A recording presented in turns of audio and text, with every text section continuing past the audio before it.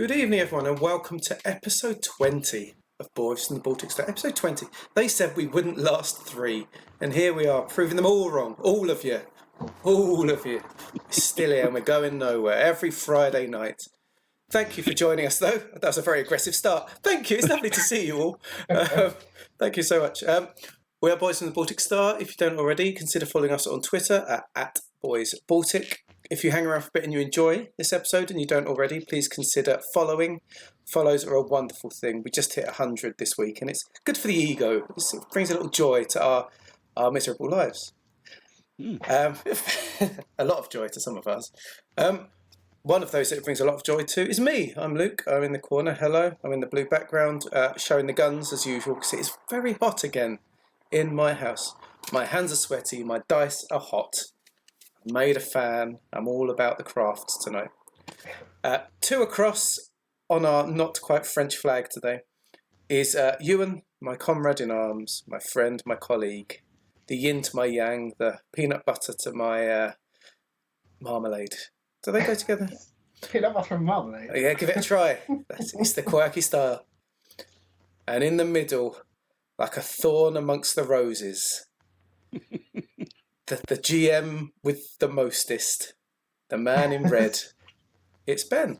And over to Ben. So last time on Boys from the Baltic Star, a lunch at the Commodore's mansion on Mina proved to be an ideal opportunity to purchase a very large quantity of fish, see a very large pet, and receive an invitation to a very large stadium ship, which for Soraya is a very large deal. A complex discussion with Paral Karar led to some interesting information about carvings and a few questions about the past of the Baltic Star, along with the invitation to meet with some experts in carvings. With Kat Aralesti too well fed to fly them away, it was by public transport that our merry, actually very merry, travellers returned to their hotel and the inevitable Tim encounter. Oh, Tim. On the way, Kara spotted that they seemed to be being followed once again, but not by anyone they recognised. And the group was so concerned, they immediately went to bed. And that is where we resume the story. That is true. We had a whole thing about being followed. And we're just like, yeah, we go to bed now. Oh, no. We deserve worse than we get, to be honest. Yes. Hey RPG, hey Nuclear Winter, hey Gross, before we get started. It's a pleasure to have you all in from the start. Thank you. Anyway. Right, so what has happened recently is you've effectively gone to bed for a nap. You're expecting to get up in time to visit the Cascade for the evening, and then presumably return to bed subsequent to that. What sort of time are we awake? Let's say we give it a few hours, just to doze off a little bit. And what sort of time are we looking at that point? Say around 8:30, that kind of time. By the time you've had your nap and woken up again, you didn't waste many seconds mocking Tim this afternoon, so it hasn't taken very long. It was relatively brief. Mm. I like the fact that I think from now on, whenever we go to breakfast at the Commodore's, we should need to sleep it off afterwards. It's a sign of a fine meal. True Commodore's breakfast, I think. Yes. Did you say we did a mild timming? Quite like a mild timming. Mm-hmm. Sometimes you can't go for a full timming, just a half timming will suffice. Quite right. Followed by a mild timming. Followed by a mild timming. It's quite the civilised start to that. I think it was a very civilised start. So I feel that it's too late now to go and see the corporation that we've been putting off all week. Yeah. That'll probably have to do for tomorrow. And meeting the old dealer. Could Kara do the deal on laptop, Ben, and save ourselves a trip? Yes. There's actually... Kara has broker skill, doesn't she? She does have broker skill, yes. And I've got contact as well. It's written somewhere. What's that guy's name? He's got an interesting name. If Bobby or something. Norman. Hang on a second. Steve. Tim. It's not this. I know it's not Tim. That's all I know. Wait a second. You mean Auric de Sal? Yeah, Auric. Alas, dear Auric. Alas. Yeah, Auric. Can Cara? She said she'd be back in touch. Can she ping him a message and see if he's willing to do a deal remotely? Yes, certainly.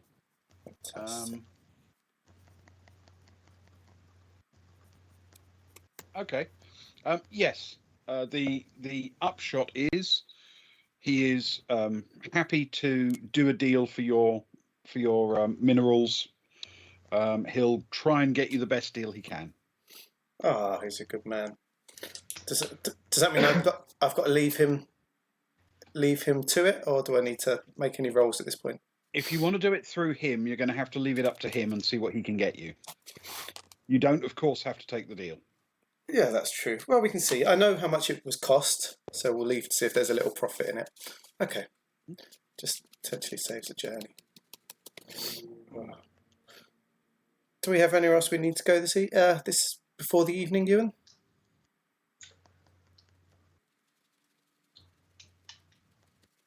No, I don't think we do. Sorry, I was just thinking back to what we've got left on planet, but I think that and the corporation and Sever. But we can't do anything about that until tomorrow, can we? Because the posh boy was trying it out today. I mean, I suppose all we could do is just message him and say, we might have an in for you, we might not. Yeah, let's message Sever. It might, either way, it's, we could give him a bit of a heads up. Or... We could message the posho and see if it worked out for him. He gave us his helps details. Yeah, so we could check that out on the way over to the Cascade. Yeah, because I'd imagine he'd be down at Earth Park by going out time. Yeah, sounds good. Well, let's get suited and booted into our glad rags and get ready to dance the night away, I guess. Okay. All right. So you head out towards Cascade, which is essentially north, straight up from the hotel along the coast. Can you roll a streetwise check for each of you, please, with intellect? Oh, I told you I hadn't worn my dice yet, Ben.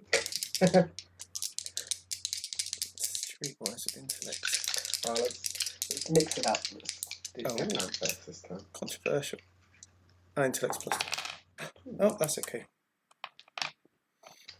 Stefan got a 10 total. Okay. Cara got a 10 total. No. I think I got -3. Oh, I got 10. Okay. Soraya is clearly still a bit drunk or is starting to hang. She hit a 5 + 1 is 6.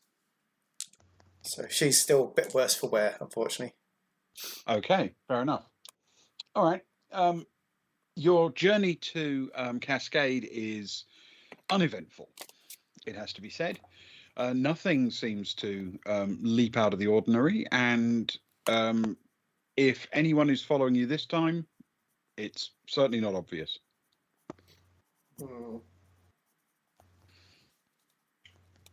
Okay.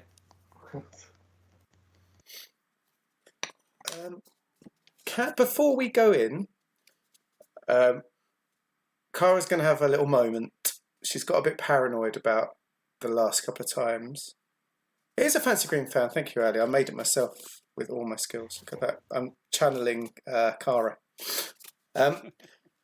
And she would like to see if we could do a quick scan for any bugs at this point, as we seem to have developed a bit of a habit of being followed by someone and then being bugged.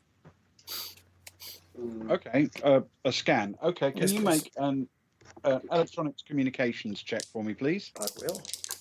with intellect. Oh, my favourite combination. And I believe you can have +1 for your little device. That's good because so my comms is a 2, my intellect's a 2, so that's a 4. +1 for my device is 5. I only rolled a 4, so just through her technology, not her own knowledge, just through latent Okay. fingers moving. As far as you can tell, there is no electronic listening device of any kind. Okay.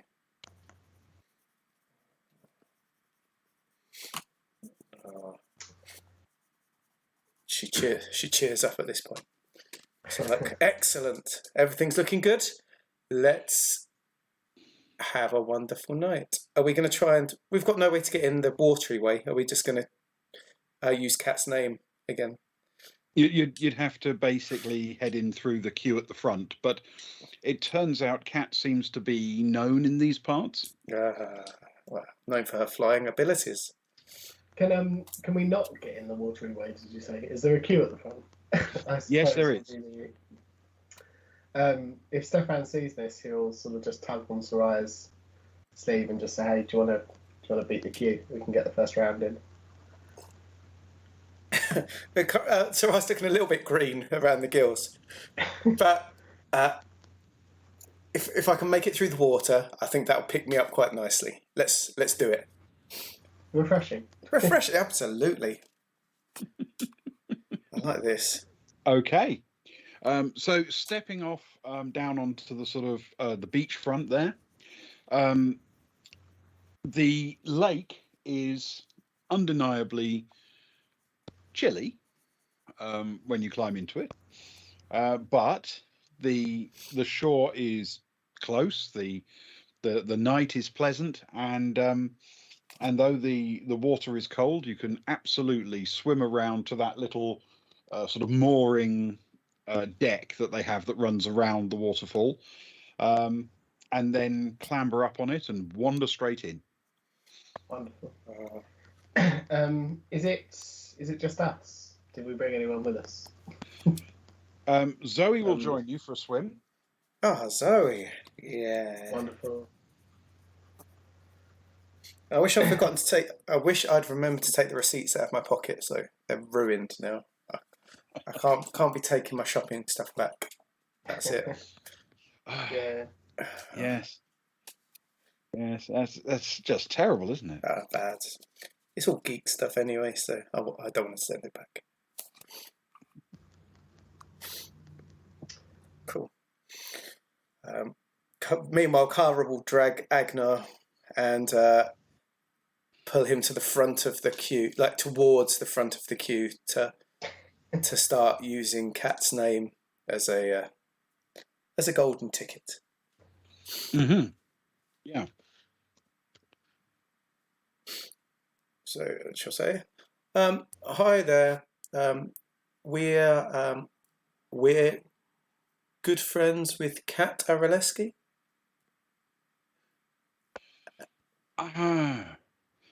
Yes, I remember you. Yes. Yes, well, if you know Kat, is she coming tonight? We were with her earlier today. I think she'd gone to sleep off a little bout of lunchtime drinking, and but we were hoping that she would indeed come. We were just going to drop her a message when we got in to say we were in and see if she could come along. Agnar will hold up his little device and make out as though he's sending a quick little message. You've gone all a bit multipass there. Yeah. Yes. Can you make a social check, please? Is that me for talking or Agnar for using his little device? Both of you. Oh, you've got good social though. I don't suppose Advocate would help me out with I don't think Advocate would. No. What might is carouse, actually. Add for car, mate. Yeah, avatar. Oh yeah, Advocat would definitely get us in. 7 plus 1 for social. Are we allowing carouse, did you say? Allowing carouse. Oh, in which case that's a 10. Oh, Nice. fantastic. Okay. Yes, the chap at the front of the line smiles and sort of waves the two of you through. Oh. Wonderful. So you head down that passageway into the area, effectively underneath the upstairs stage, and at the far end you can see the space open out into the sort of close bar at this end, and then the more loosely organised one further out towards the waterfall. And the waterfall is beautiful and cooling and nice as always. It is a very, very appealing place down there by the water. And if you remember, there are also 2 flanking bars, one each side of that area, just inside the waterfall. I haven't stopped thinking about it, Ben. It's been invading my dreams with its beauty. Yeah, well, I have to tell you, when I designed this place, I designed somewhere I'd love to visit.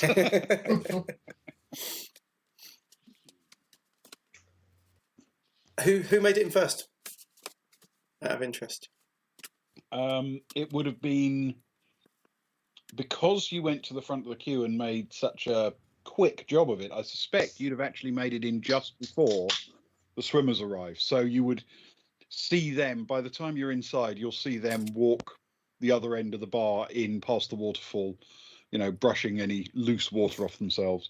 But as soon as you get the other side, remember, there is a little gust, like a curtain of warm air, Yes. which helps to dry people quickly. Cara quickly tries to pose and tries to get Agnar to pose as if they've sort of been there for a long time. It's no hassle. We're just chill. We've been chilling here for a while. Agnar starts looking at his wrist. He hasn't got a watch over. Finds a couple of empty bottles that haven't been cleared up yet. As if we're like. Yeah. Pick up somebody else's empty bottle and start waving around again, please. Yeah. And as they trudge up the beach, to sort of point at the bottles and say, do you guys want to join us in another? Would you like to join? Would you like to join us? Okay. Say, I suppose it's my round then, as you clearly won the race. And he'll get some drinks in. Excellent stuff. The place is not as busy as it will be later when the waterfall trick happens. But it's still reasonably busy. It's doing decent trade, it seems. Can we actually message Kat to see if she's coming over? Yeah. You certainly can. Yeah. You send her a message. You want to try a persuade?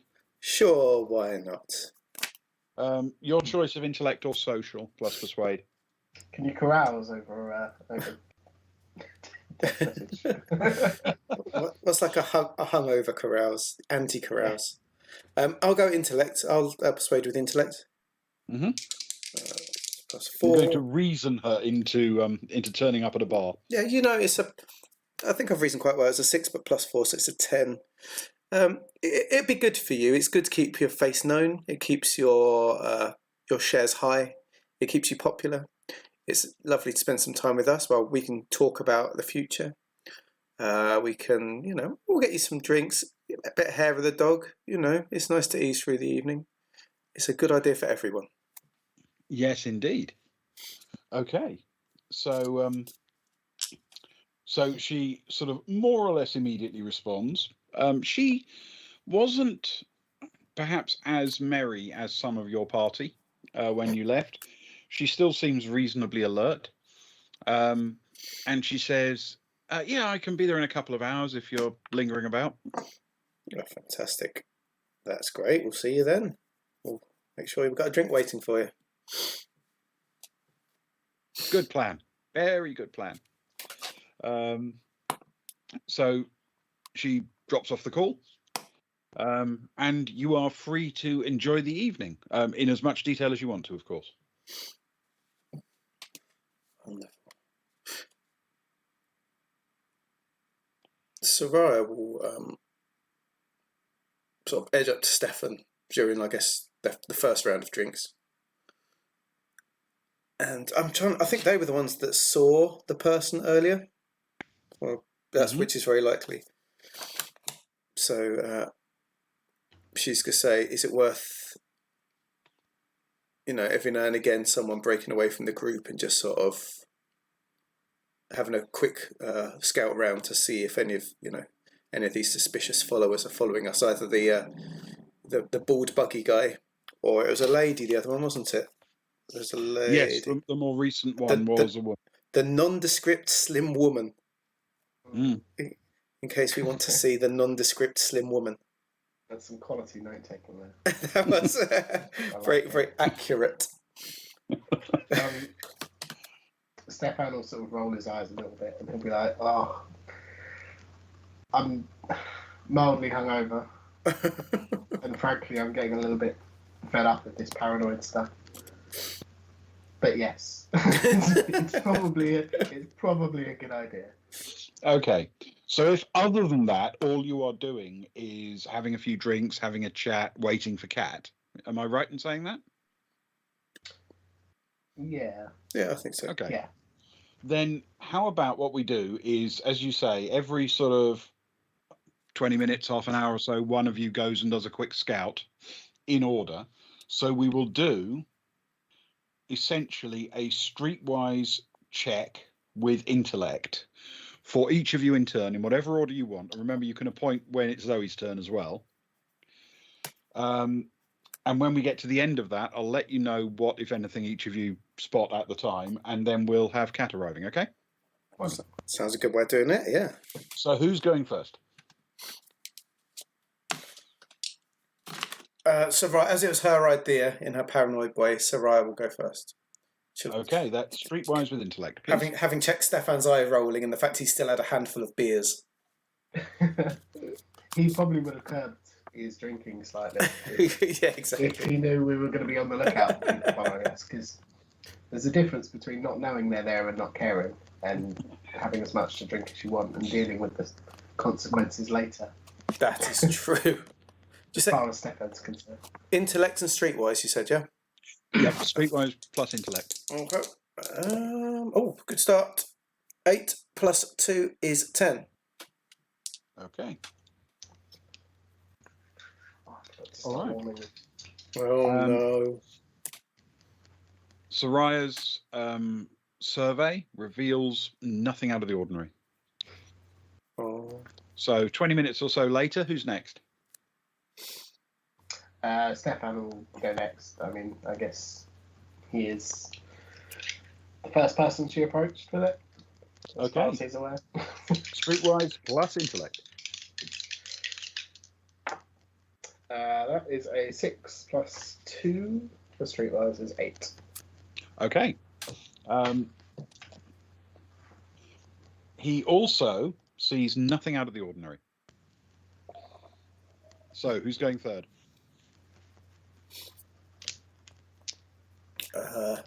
Cara will go next. She's sort of seeing them sneaking off. It's not a big drinking night, let's put it that way, because we had a lovely afternoon in the sun with a bit of mimosas, but a couple of drinks, and Cara seeing what's going on. She'll be like, yeah, I need the toilet anyway, so I'll sort of do a scout around the toilets and sort of do a lap and come back. Fair enough. Take the scenic route. It's a good the scenic route. Not too much of a scenic route, though. I kind of need it. I'll take a scenic route back. Yeah. Streetwise plus intellect. Yep, that's what it is. Oh no, so I think. I was going to say, it might be because she's bursting that she only rolled a 6, but it's plus 2, so it's 8. Oh. Okay, 8. Right. Wait, she also notices nothing at all. Okay, and 20 minutes later, who's next to go? I think it's just Zoe and Agnar who haven't gone yet. Yeah, Agnar was saying, Zoe, do you want to take this one? Sure, okay. He knocks back another whiskey. Zoe actually did all right when she counted in her relevant bonuses, she actually rolled an 11. Ooh. She's got eyes on.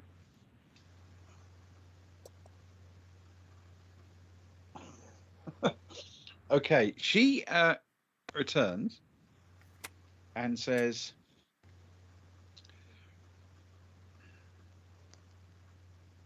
I don't know. It's probably paranoia. I'm starting to see people following us everywhere, if you know what I mean. But I didn't get anything distinctive, just, people throwing a surreptitious glance at me, and I was thinking, you're evil, or you're evil, but nothing I could put my finger on. Agnar will he'll point at the sash he's wearing and just say, maybe they've just seen you hanging around with the Destroyer of Worlds. The Destroyer of Worlds.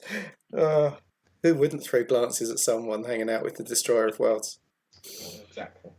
Quite right. Yes, the Destroyer of Worlds is clearly where it's at. Okay, so it is just Agnar, I think, to go. Yeah. He rolled an 8. But he does get -3, so that's a 5. A 5, okay. Where the Destroyer of Worlds walks, everyone clears away. Yeah. And he's not used to looking for stuff.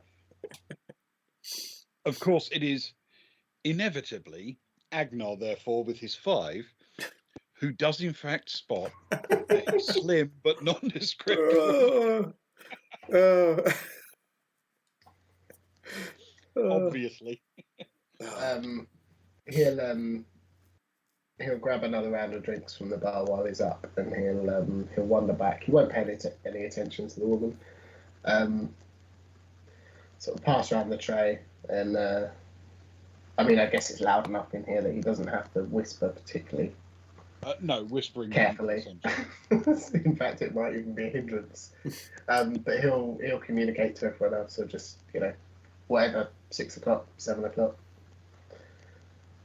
Yes, the woman was spotted. She's upstairs on the front of the balcony overlooking this area, and surreptitiously, just 1 or 2 people back in the crowd at a table that's just a bit back from the edge. Just casting a glance down, but Agnar did manage to spot her. Okay. He'll probably, in fact, he'll tell Kara.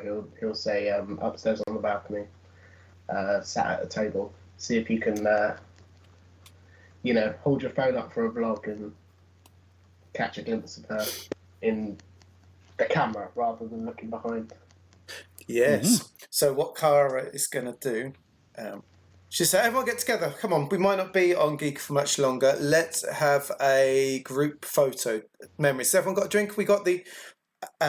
she sort of tries to surreptitiously position people around to face that way. I don't know if it's a good background, but that's the way she'll set out to be. Come on, let's get a selfie. Let's crouch down at the front. Let's get a really cool angle. Dynamic. Not just feel like we're going dynamic angles, going from low to up. Throw some hip-hop poses. Yeah, like we're about to drop the hottest hip-hop album of the year. Oh. They give it all that, exactly. We'll do East, being in Kent. There we go. For a couple of them, say hip-hop, clicks the old button. And then as they sort of takes a couple, and as they settle down, well, a few, just in case the head's turning, and then settles down, and sort of, as we sort of start drinking again, she'll start flicking it through as if just looking at the pictures, and then be zooming in to see if she can find the woman in the picture. Okay. Can you make a visual media check for me, please? I can. Do I get any skills on that? Oh, yes. Well, if you've got visual media, the photography one, effectively. Yeah. I can't remember what that's called, but I can look it up if you need it. Ali, that is a brilliant. I have got visual media. I have got visual media. This is going to be a long Kara's art attack. I might be doing it over the next little while. Hang on. What do we need? We need pink. He's furry, so we need brown. She's rather sick, so we'll make her green. And he's always wearing blue. Okay.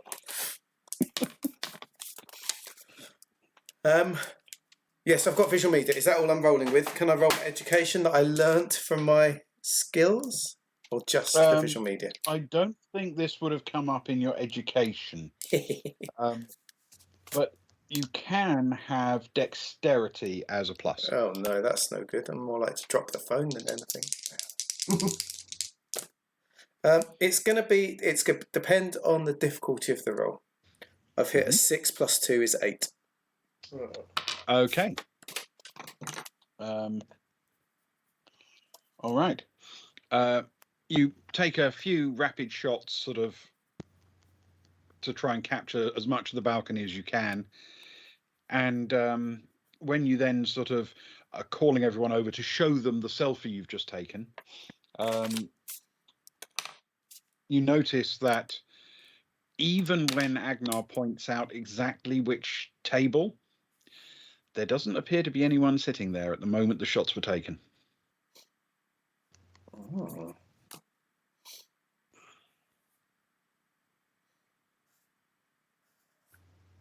Oh.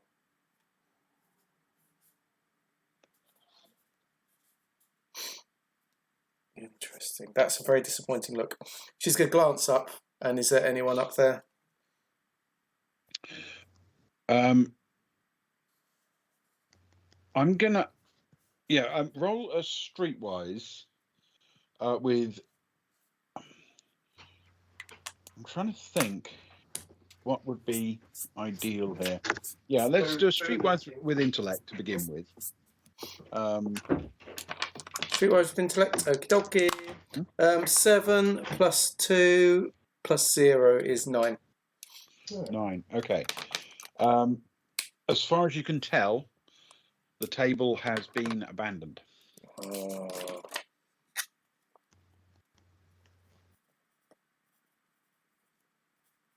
Curses. Is there only one way up and down to get to that balcony, or is there more than one way? There are essentially 3 ways to the balcony that you know of. There's a staircase up to the back of it from the sort of entrance corridor, the entrance hall. And there are 2 staircases up to the sides of it from alongside the bars down here that sort of run up the sides of the cave area. So there are at least 3, but it's reasonable to assume if you knew your way around, you might also be able to use whatever the band uses as their backstage entrance or something like that. There might be others that are not signposted to the general public. Hey, Mr. Leno, you're right. We're just trying to find some nondescript skinny woman.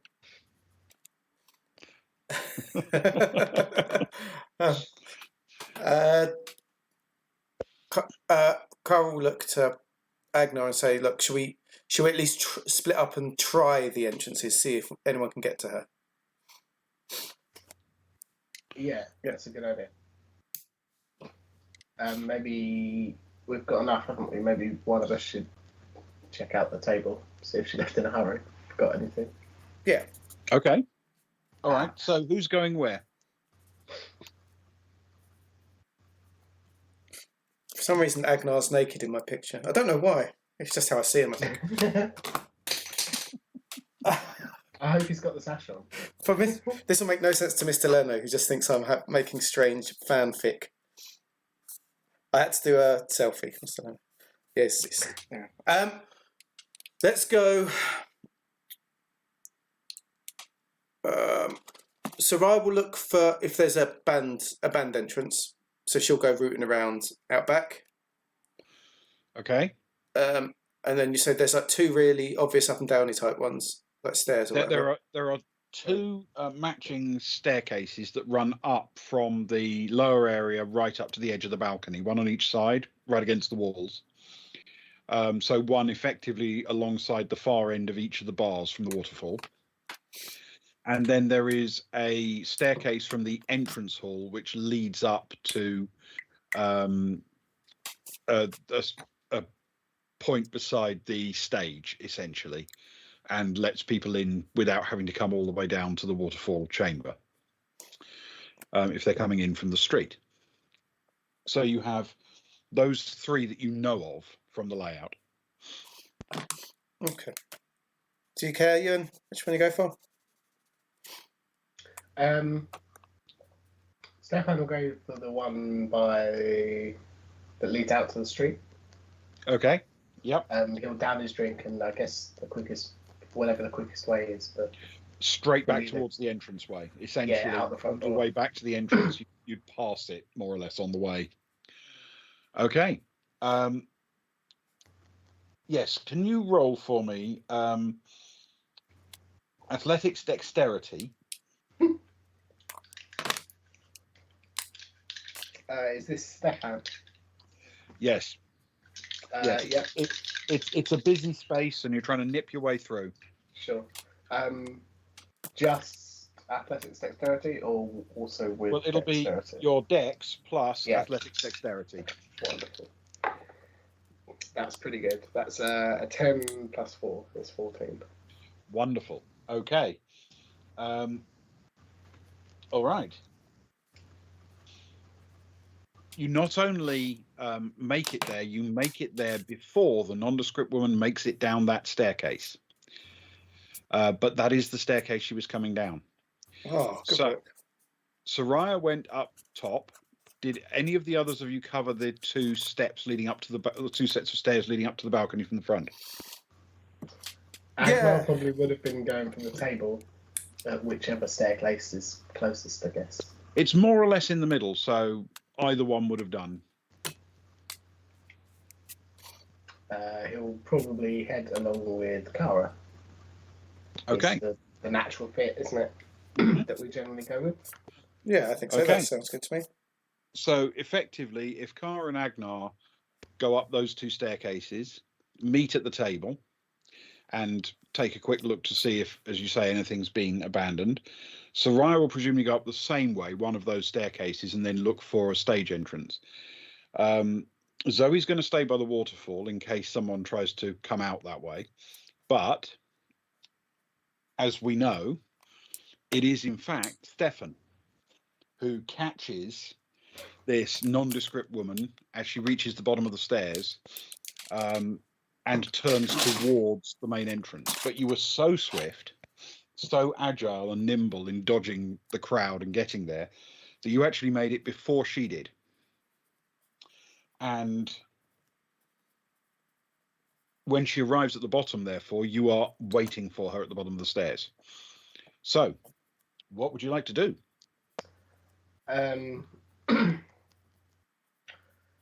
Stefan he'll try and just sort of put an arm in front of her, grab her by a shoulder, turn her around and walk her up the stairs. He will attempt to. Right, so you're going to try and grapple her, basically, grab hold of her. Yeah, not aggressively, but he'll just try and, how if you bump into someone in a club and it's an old friend, and you just sort of swoosh them off with you to wherever you're going. I've never done this. Yeah, but basically almost throwing an arm around a shoulder or grabbing the arm and towing kind of thing. Yeah. All right. Okay. So first thing is, let's find out if you manage to grab hold of her without being spotted. So we're going to go for a stealth check with dexterity. Oh, wonderful. Well, that's not bad. That's a 7 plus 3 is 10. Okay. All right. Yes, it's she notices just as you reach for her. So if you want to grab hold of her, you're going to need to do an athletics strength check with strength. This is where it can all fall through. It's been going so well. Yeah.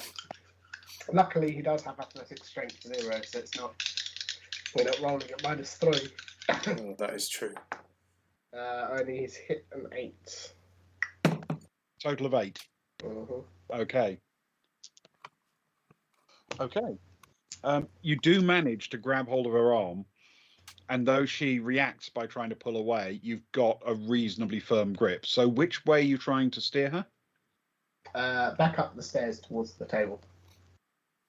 Okay. All right. It's not that you have an enormous amount of advantage in strength based on the rolls. Let's put it that way. Yeah. But it is enough that you are able, in this crowd, to sort of hustle her up towards the top of the stairs and back past the stage. People are generally too busy to notice what's going on unless something really extreme happens. And so far, nothing extreme has happened. So you drag her across the top. And before we work out what's happened with that, let's talk about Soraya. Okay. There's the selfie. I did it on a big bit. There they all are. There's Kara. There's Agnar looking like a Wookiee. But he's got his sash on. There's Zoe even. And then up at the top, it's empty. but there they are. The level of detail is Well outstanding. worth the 200 Imperial credits, I would say. I'll save it for a giveaway during the Summer of Love. There we go. Someone can have that posted to him. I don't believe my refrigerator is regal enough to host it. It is that good a piece of refrigerator art. I'll sign I it. don't have the frame. I'll sign it and everything with Kara's signature. There you go. Yes. So Raya is it is pure selfie gold, and like I said, I'll make it available. Someone can have it. Take it off my hands. And anyone's address I do know will get it, even if no one offers. Mystery, but everyone loves mystery post. May that be a warning to you all. Yes, if you try and do that again. So Raya was rooting around the back, wasn't she, looking for the bands that are loading. That's right. Route. So did she find anything?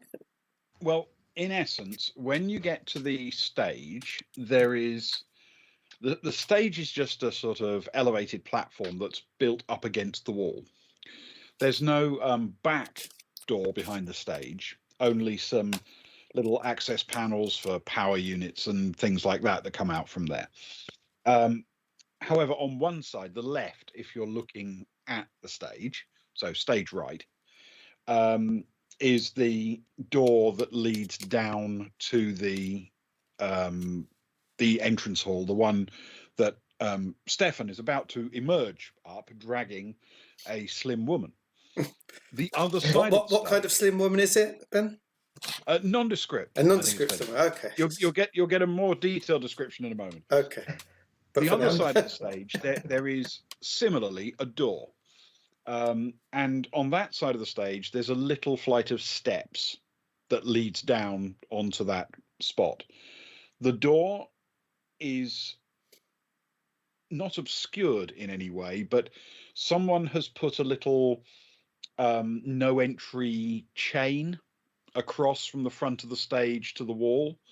So, assuming you obey such signs and indications, the only way to get to the door would be to go onto the stage and then down the stairs, if you see what I mean. Okay.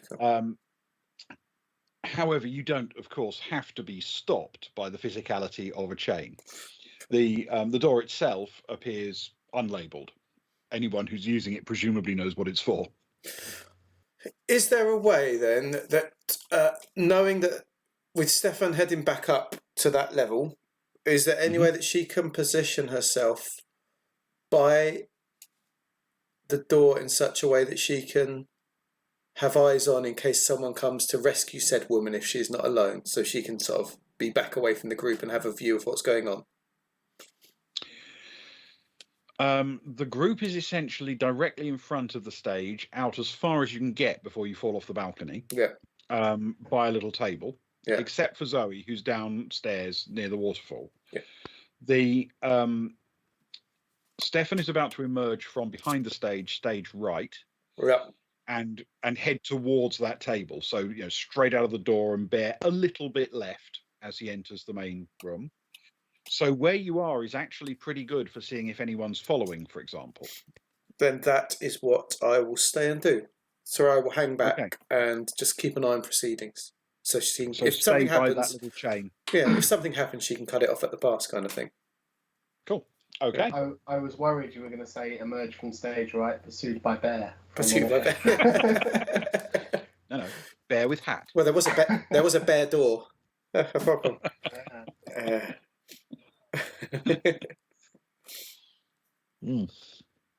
Yes.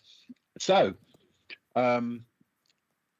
Stefan, you are dragging this woman to the table. She is, as I say, not particularly distinctive. She is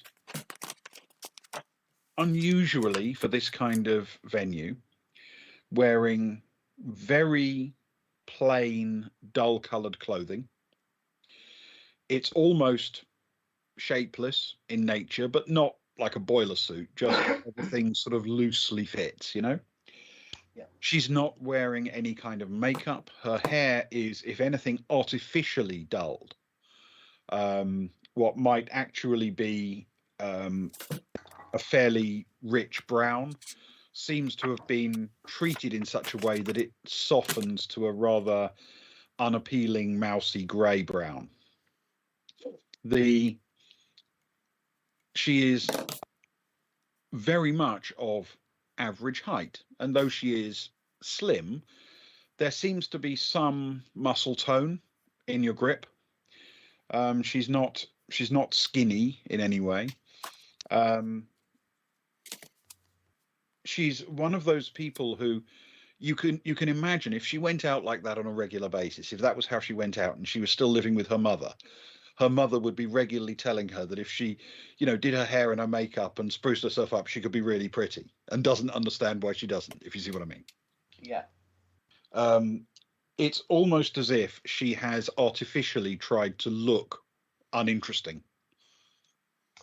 Could Stefan infer by her appearance that, and from his shady background, shall we say, that she will be,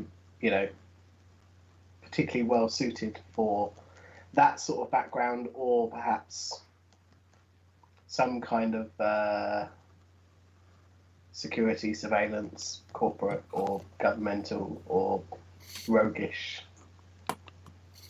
Or is it just general? Roll an education check for me. Oh, this is his his best stat by far. Nope, that's a 3 minus 1. Oh no!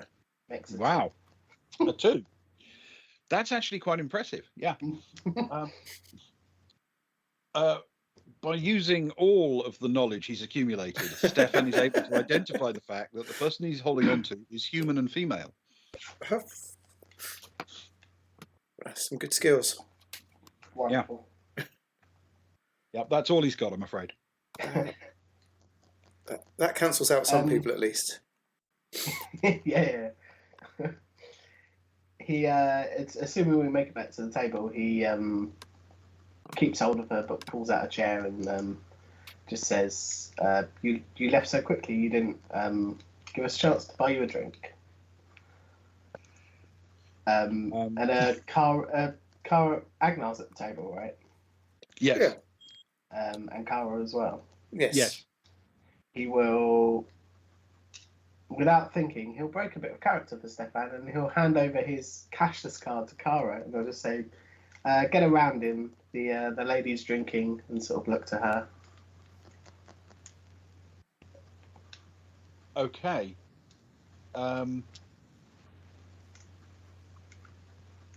So Stefan is keeping hold of her arm, is that right? Yeah. Okay. Okay.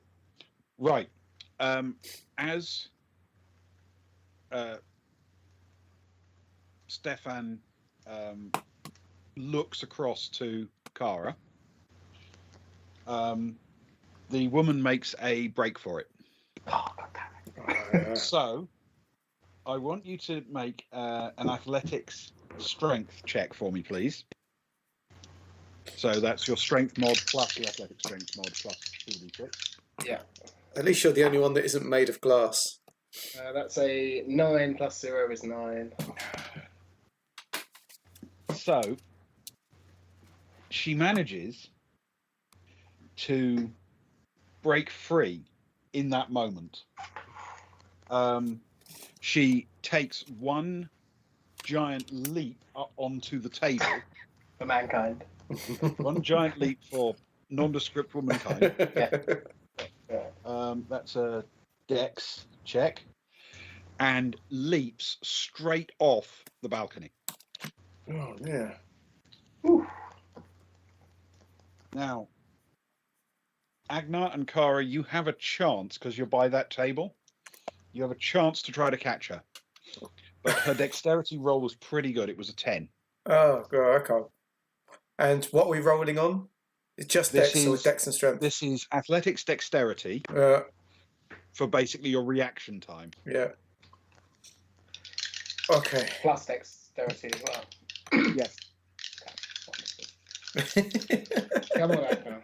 Go on, Agnar. Do it so I don't have to. Oh, no. Unfortunately, he rolled a 3. But he does get +2. But It's not going to be enough, I'm afraid. no, I can imagine. Floundered and missed. And Kara? Oh, no. Right, I'm rolling flat. This is... the odds are not in our favour. Come on. And I let them get cold from drawing that selfie. 7. Oh, I know. 7. That is not enough. It's not enough. We weren't expecting it. Yeah. I'm afraid she rolled a 12 to break his grip and then a 10 for her Wow. dex roll. Oh, wow. So she has leapt and not just like fallen off the balcony. She has taken a leap as high as she can straight off the top of the table. The glasses have gone everywhere. The table has rattled with her departure and then slowly tipped over to one side. But nobody's watching the table. She must have got 6 or 8 feet above the rail before she turns to do a swan dive straight down into the crowd below. And as she falls, and people's eyes follow, you see, just at that moment, Zoe's looking up with an expression of the hell on her face. and it's at this moment that Cat emerges past the waterfall and is standing right next to Zoe, and they're both sort of staring open-mouthed as this woman plunges down the about 25, 30 feet to the ground below. My goodness. Where she lands with a bit of a sickening crunch. She's hit the ground hard.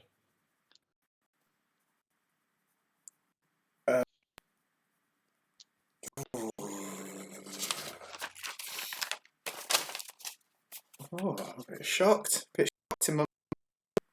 Yeah, I know. I wasn't quite expecting that, especially after her spectacular breaking free and leaping from the balcony. She obviously didn't want to get caught up any cost, I guess. Stefan will he'll hold his hand out to Kara to try and get his cashless wallet back. Yeah. And then he'll see what happens. Yeah, she just sort of absent-mindedly just sort of drops it on the upturned table in front of him while she's sort of gazing over the edge. Of all of them, Soraya's moving quick. She's heading down. Okay. She's actually going to head down while there's a bit of shock in Kara's eyes because that's just very unexpected. You know, where something goes from 0 to 100 in no time at all kind of thing. Yeah. But Soraya being a bit further back was a little bit more removed from it, I guess. And so she's heading straight down because she wants to try and get close to the body as the people sort of will no doubt move in. Mm-hmm. And she wasn't near the table either, so if anyone was looking up and seeing, she wasn't nearby, so she's not the face of the people. So absolutely right. Okay, can you roll a dexterity check, an athletics dexterity check for me, please, for Soraya? I can. I'm rolling for two people that are just letters in circles at the minute, though.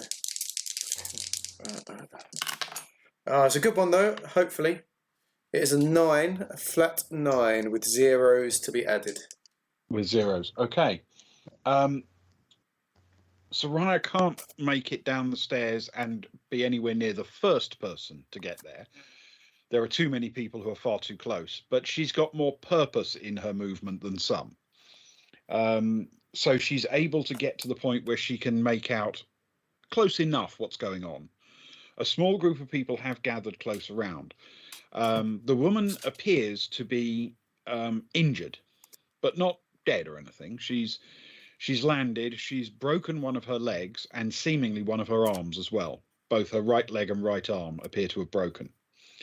But there's not an enormous amount of blood or anything like that. There's a small cut on her head, which is leaking a little bit of blood into her hair. But she is responsive. She is talking, and people are telling her that a doctor's been called and she's going to be fine, and all the things you'd expect people to say when somebody's just damn near landed on them from a great height. Okay, but she is effectively surrounded by people at the moment. Can Agnar make his way downstairs? And as he goes, he'll stand back.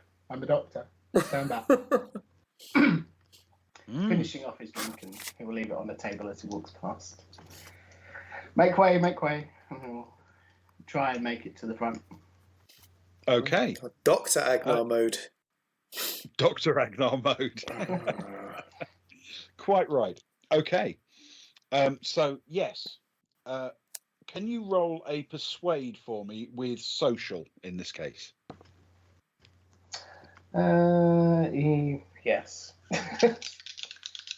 His social's good. His persuade not so much.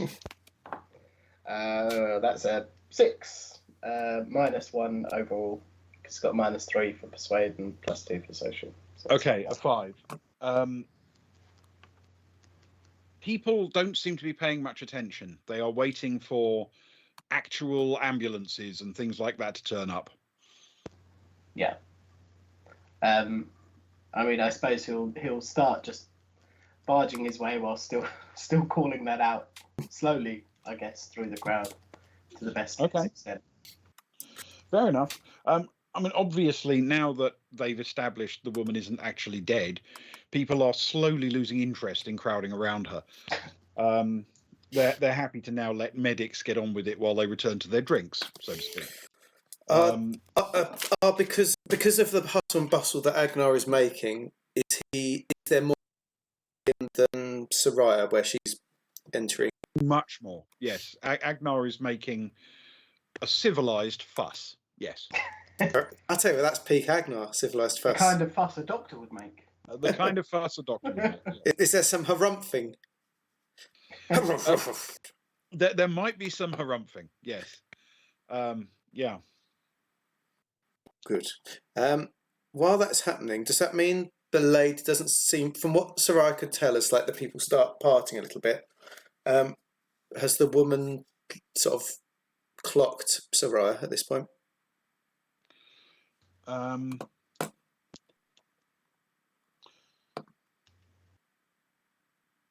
As far as Soraya can tell, the woman has noticed Agnar is coming and harumphing. Yes.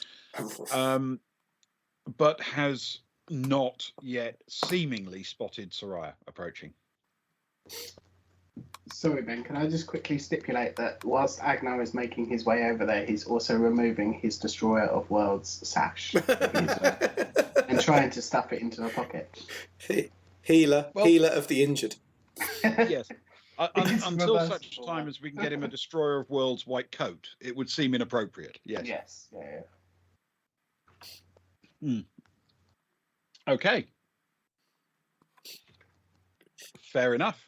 So, yes, Agnar as the crowd begins to thin and people try and give her a bit of room and tell her that, help will be along and I've really got to finish my drink now, as people do, as they get back to their evening, there's just a couple of people sort of kneeling down next to her who have decided to stay with her until real help arrives. But to be honest, there's not a lot else that anyone else can do, you understand.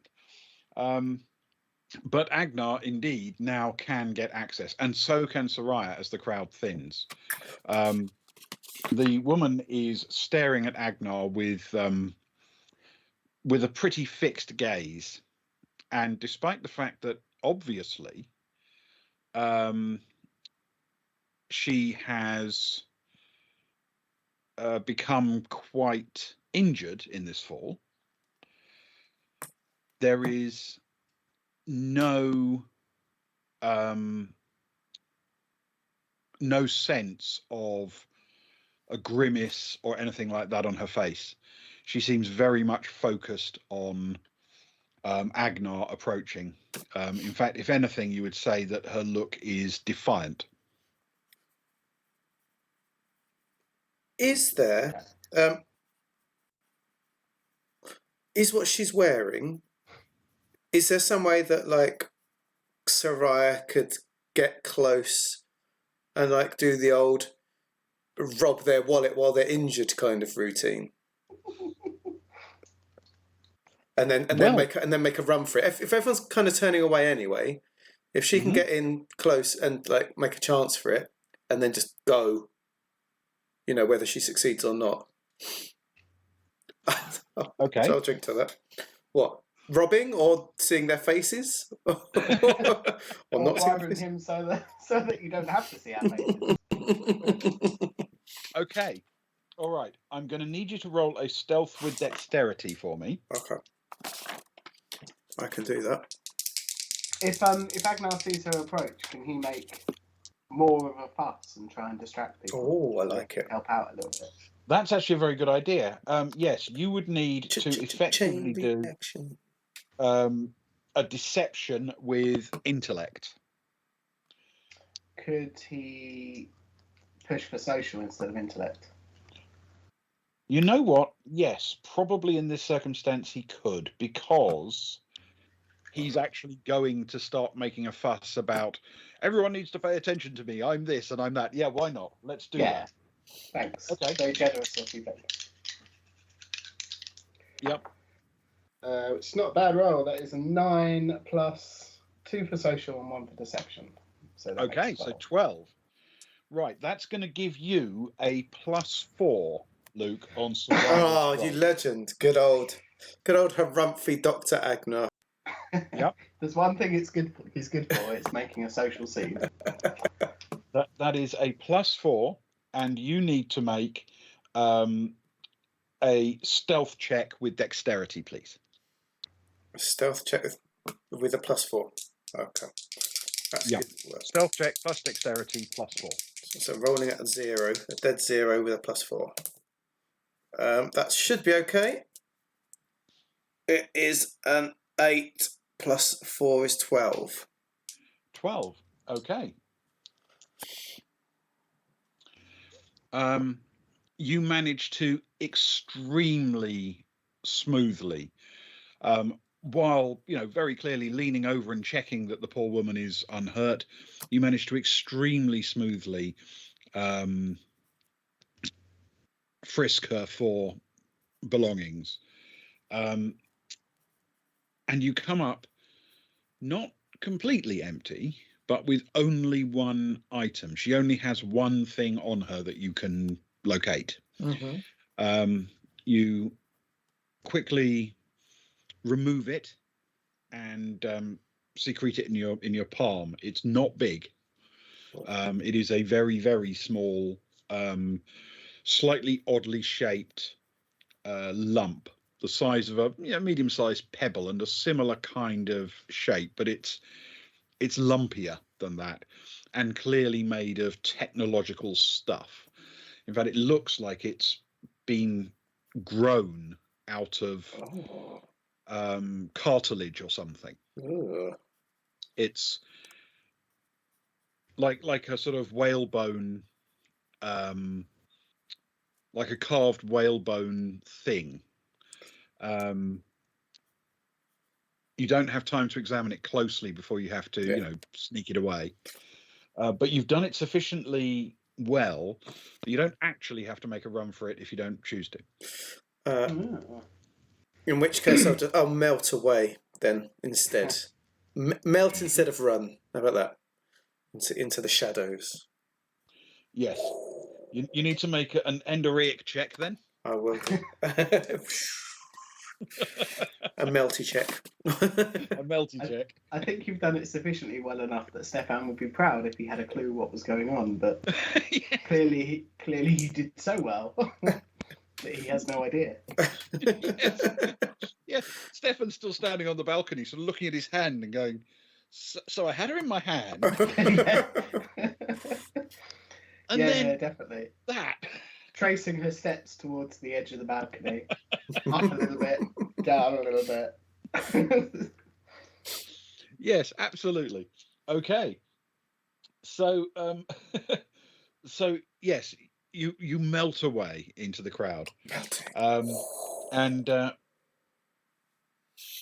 as the people start to lose interest a little bit in what's going on, a couple of paramedics arrive through the main front entrance of the club, and walk over. And as soon as they arrive, the couple of people who were with her get up and leave it to the pros.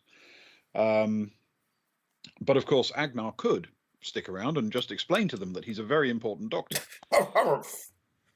He will indeed. He'll. It's okay. I've got this under control. Agnar, some former general of the 117th Rift Runners, and fully trained combat medic. I've arrived at the scene and clearly deduced that she's fallen, and he'll point up to the balcony. Bravo. And it appears she's injured herself, and he'll point down to the leg and the arm. I'll tell you what. Can you roll a medic check with education? And you can actually have Boone for this. What? For being able to tell someone that I think she's broken her arm? That's not exactly what we're checking. It's like at right angles. Well, it's not bad. It's an 8 plus 3 for medic and 2 for education. So 13. 13. Okay. It's fair to say that somehow the force of personality and the sheer self-confidence means that the two paramedics literally kind of sit back on their haunches almost and just wait for you to do something. It's like, okay, you're in charge. He'll look down at the woman and sort of stare into her eyes and sort of hold a hand up to the medic and just say, "Scalpel," and then laugh it off a little bit, like he's making a bit of a joke. Bedside manner and all. Bedside manner, yes, yeah. Yeah. And then I guess he will attempt to treat her and see if he can, set anything here in the middle of the dance floor. So what you have here is the access to their medikit. And very nice. And they have a +1 medikit here. So it is medic plus education. Yeah. +1. So whatever your medic is, plus your education, +1. Hey, Sparrow. Hey, Sparrow. For me trying to not kill off somebody who leaped off a balcony. Oh, you've missed all the action today, man. Good stuff. Well, I rolled a 4. Luckily, I get a +6. So that's a 10. A 10. Okay. Now I need you to roll 1d6 for me. Ooh. And that's a 2. Okay. Over the course of literally just a couple of minutes, you manage to repair most of the immediate damage. You are able to set the limbs. You're able to use the equipment in the medical kit to provide them with some rigidity, with the equivalent of a plaster, though a much more rapidly applicable thing. It's essentially a spray can of foam. You just spray along the limb and it solidifies wherever it touches. With the limbs set, immobilized, and the availability, whether or not you want to administer it is up to you, of things like painkillers. She's not exactly in fighting fit form, but any problems she has are now merely a matter of a bit of healing. Oh. You have stabilized the wound. She is fine. She doesn't even need to go to hospital in these advanced times. She has been treated. All she would need really is some bed rest. Wonderful. He'll throughout the whole ordeal, he'll be as passive aggressive as possible, and he probably won't administer any pain relief for the first setting, and then be sort of like, "Oh, I'm sorry. As a combat medic, we tend to do these things as quickly as possible, and without any pain relief. Here, let me give you something for the second." The leg or the arm, whichever one he does second. Yeah. And be very much, and now stay still. We wouldn't want any more harm to come to you. And scowl a little bit. Oh, bitchy Agnar. Laugh it off. Okay. The medics ask if she needs to be taken to the clinic.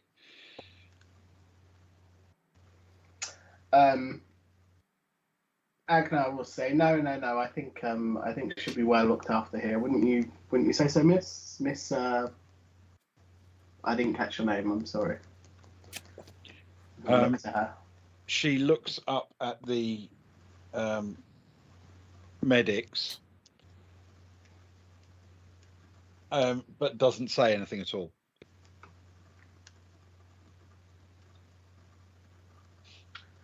I think maybe she just needs a bit of a rest for a minute. If we could clear some space for her, perhaps over there by those tables on that bench over there. Okay. Type bench thing, and he'll pick someone out from the crowd and say, "You help me carry her over." Sure. Okay. A couple of willing volunteers and the paramedics help carry her to a table at the side of the bar area down there, and prop her up in a corner, basically.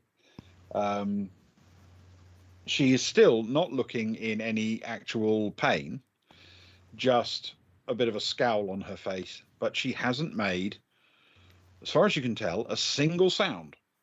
Didn't make one when she fell, didn't make one when she landed, and she hasn't made a single sound. Not a whimper, not a moan, nothing at all has come out of her throughout the whole process, which is starting to get a bit spooky.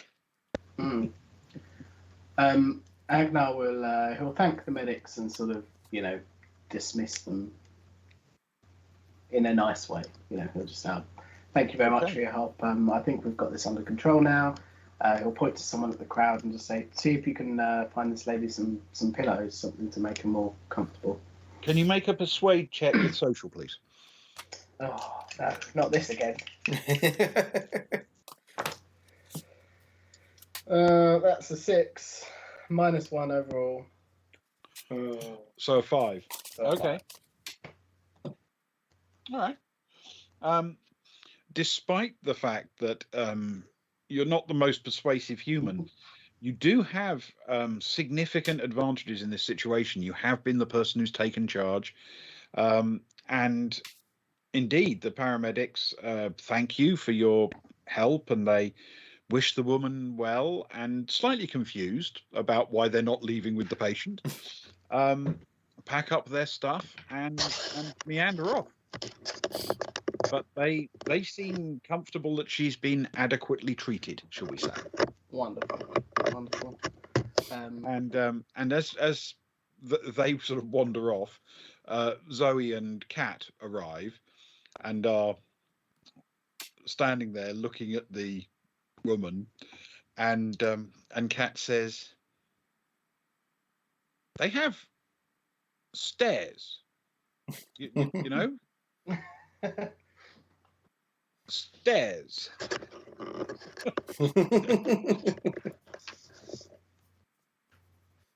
And the woman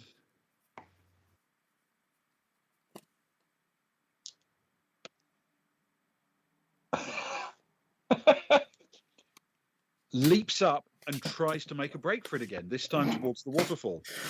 And she is seriously hampered by her leg, which is effectively immobilized by the plaster.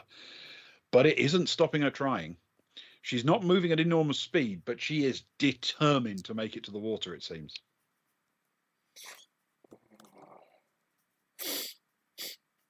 Is there any chance, Ben, we could take our break while we decide what we're going to do to chase her? Because then I can reset teams as well and try and get your faces up again. What? Absolutely. Let's do that. And then we can decide whether we need a boon at this point, or we can chase a badly injured, nondescript woman. She's descript now, though, because she has a limp. Yes. Finally, she has something about her. Some defining features, yeah. Yeah, she's actually quite easy to describe now. She's got a broken arm, a broken leg, and she's allergic to stairs for some reason. Exactly. Fantastic. Okay, so what we'll do, everyone, is we'll take a 5-minute break. I'll remember the music. Please hang around, come back, raise your glasses, remember, for the second half when we do our customary toast. I will try and get Ben and Ewan's faces back. And and we'll go from there. So please hang around. Like I say, thank you to the 2 people that just turned up. We're going to break, but it's only going to be 5 minutes. And hang around and catch us after. And we'll carry on chasing the woman that just jumped off a balcony and is refusing to talk and is still trying to escape. Okay. Still trying to run away. Still trying to run away with broken leg. We won't get her. I'll drink to that ID. Oh, ID Visions. Good to see you. Right. We'll be back in a few. Right. Let's click our voices off so we can talk badly about you lot without you knowing that's what we're doing. Not really. We love you. Thank you. We love you all.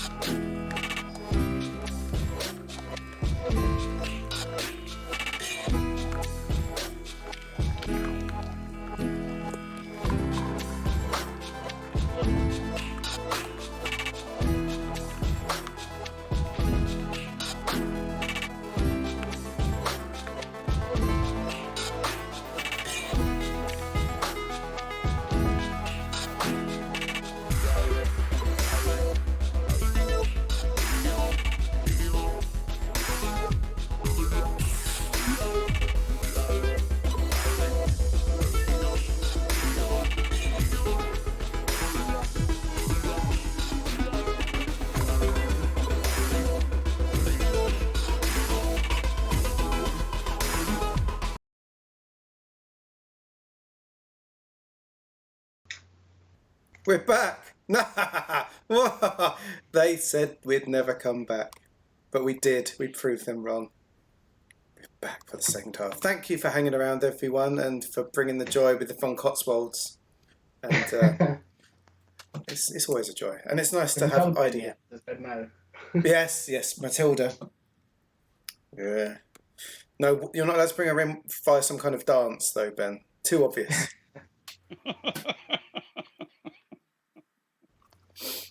I will find a way. Over to you. Have faith. I will find a way to introduce Matilda Van Cotswold. No. Let Ben go on. He's very fine. We are at that time of the evening of the week once again, where us aboard the Baltic Star raise a glass to our fallen comrade. We're running out of things to say about him, frankly, so I'm going to steal a bit of unplanned preparation that somebody may have brought up a quote somewhere earlier in the stream, and just say, alas, poor Greyhill, I knew him, Horatio. A fellow of infinite jest, of most excellent fancy, to Greyhill Bast. To Greyhill Bast, the late great. I'll drink to that. Excellent stuff. Oh, I nearly choked on it, but I drank to it. It's the emotion. It's the emotions. Oh. It is indeed. Thanks, ID Vision. And thank you to everyone for being patient through that long and unusual break. Ali, I'll drink to that. We had a small technical glitch. But like, everyone's back and they're more beautiful than ever. So it can't be a glitch if you're back more beautiful. It's an upgrade. I know what you mean. Okay, so where we left off, a woman who still hasn't said anything had just, in order to escape the iron grip of Stefan, thrown herself off a 25-foot balcony. Oh, you smoothie sparrow. Yeah. Broken an arm and a leg, which, to be fair, is what the prices are like in that place.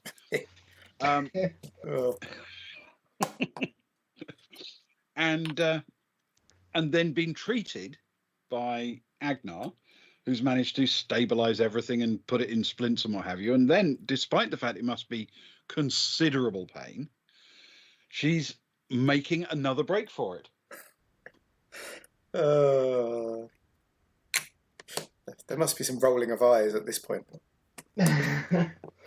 As she tries to make her way away from Agnar, can he attempt to trip her up? You certainly can. He'll go for the broken leg.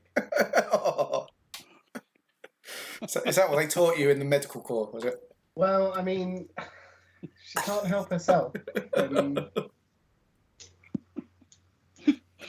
To be fair, that leg's already ruined. Yeah, that's true. It is indeed, and he's not going to leave it worse than he found it, which, you know, that's kind of his medical code. Not do no harm, just don't leave it worse than you found it. Yes, it's not so much the medical code as the holiday chalet code, isn't it? That's more my DIY code. It's not a very lofty game. It applies to a lot of things in life, I feel. Yes, it probably does. So, yes, leave it in the condition you would like to find it. So okay, yes. Can you make an athletics dexterity check for me, please? Yes. With dexterity. With dexterity. Wonderful. That is a 9 + 2. Yeah. She really doesn't make it very far. And you are sufficiently subtle about it that nobody realizes you're just kicking legs away from someone with a broken leg. She just seems to try and get up from her seat and lurch towards the waterfall and then trip. And who wouldn't with her injuries? She immediately rolls over on the ground and glares up at everyone, very angry. Agnar will just say, now, you've you've had a bit of an accident. I suggest you sit over here and rest whilst we get you a drink to take the edge off. Would you care for a drink? He's determined to get her a drink today. Trying to be friendly. I'm trying to carouse her. I will be Daddy Agnar. His carouse isn't great, but he's going for that. We're being nice. We're trying to be nice at the minute. I healed you. We want to buy you a drink. I sent some people to get you some cushions. Yeah, are they back yet? She lets people get her back to the chair, but she doesn't say anything about wanting a drink.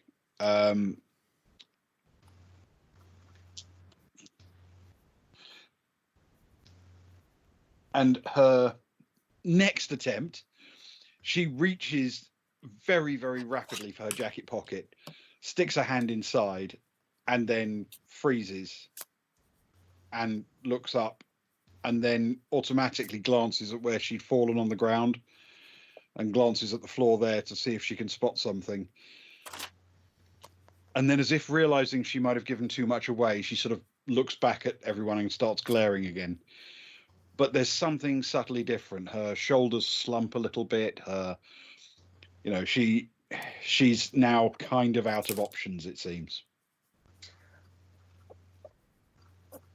Taking a bit of a different tact, Agnar will pull out his phone and he'll type onto his phone, "Have you lost something? We can help you find?" ? And he'll show it to her.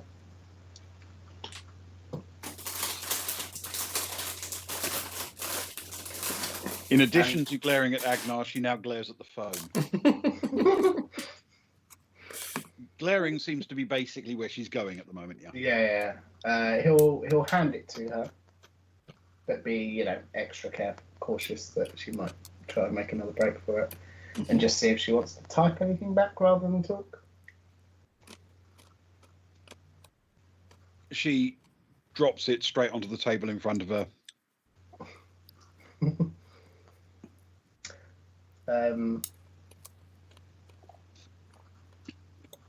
I suppose at this point he'll turn to the rest of them and say, "Well, I think we're at a bit of an impasse. Do we need to take her somewhere else for some more private medical treatment?"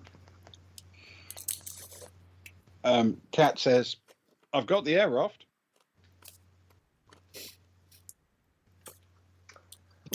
Soraya, as this is happening, would like to melt back out of the darkness. Ooh. Next to Zoe. Are Zoe and Kat still near each other? Yeah, right next to each other. Yeah. Make sure her back is to the woman, and making sure that there's people aren't watching her. She'll open up her hand to the two of them. Yeah, good luck with the little dice. Oh, I've got something that might be the right shape. And says, I've gone into LARPing tonight. This is quite exciting. I feel a bit Gollum-y, though, doing all this. Precious. She says, do either of you recognise this? Or something like it? Yes, it's not actually a bad match, that. It's the thing is bigger than that. Okay. But it is a sort of little, slightly unformed shape of that nature. Kat looks at it and says, "No, what is it?" And then realizes she said something kind of dumb and goes, "Just no, I guess." And Zoe looks at it and says, "Yeah, it's a weapon."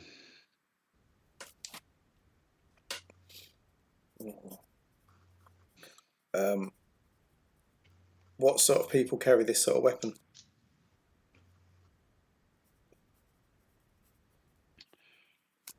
Well, she turns her back as well so that she can sort of hide any lip reading or anything like that. She says, "Very, very scary people carry that sort of weapon." Oh, tell me we've got a pocket knife.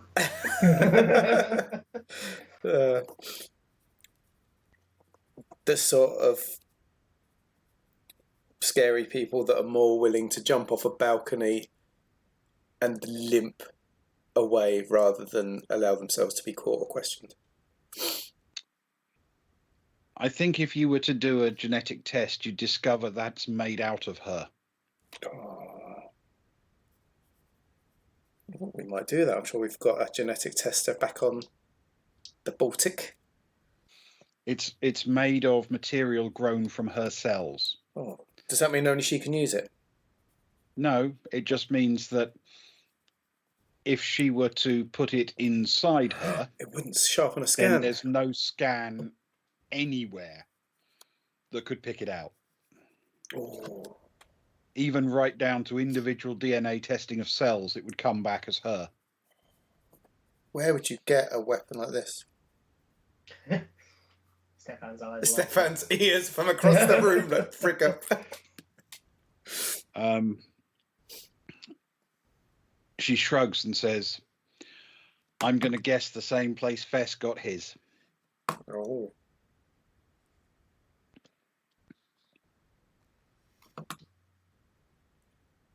The woman's not Zodani, is she? Can you tell her Zodani from the outside? You can sometimes tell a Zodani by their style of dress or their hair or whatever. They have a notable stylistic difference. But genetically, Zodani are human. You can certainly check genetics and identify if someone is of Zodani heritage because they were a separate human group for a while, but they have intermingled to an extent that it's very, very hard to tell. So if they were just walking down the street or in a room, it's purely through the way they choose to dress. You might pick up the accent, you might pick up the style of dress or the style of haircut, you might pick up all sorts of social cues, but it's some Zodani distinctly look quite monolithic in terms of their culture. You know, they would be Zodani are a much less diverse group than the Third Imperium, but the Third Imperium contains plenty of people who could easily pass as Zodani, and therefore, guess what? Yeah. Zodanis could easily pass as someone from the Third Imperium. Especially if they've made themselves it's not a definitive thing. Especially if they've made themselves look nondescript. Yeah, if they have chosen to not adopt any particularly cultural style or whatever, and they're not saying anything, so you can't pick up an accent and that sort of thing. Yeah. All this will flash through Soraya's mind, and she'll sort of, even though they're a long way away, almost tensely will drop her voice a little bit and say, "Could she be from Fess?" It's possible.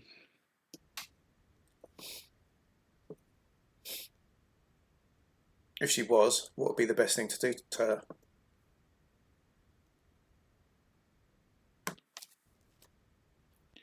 Well, I'd be tempted to drown her in the lake. Is that Zoe talking? Yeah, that sounds very Zoe. Would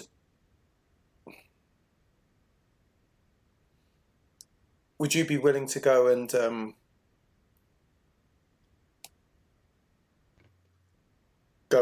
stand very close to her? Get up in a grill a little bit. See if she reacts. Sure. Okay. So Zoe does indeed walk over and say loudly, so let's give her a lift, shall we? And grab hold of an arm and shoulder and haul the woman to her feet. And as she does, makes sure that the woman gets a good look at her.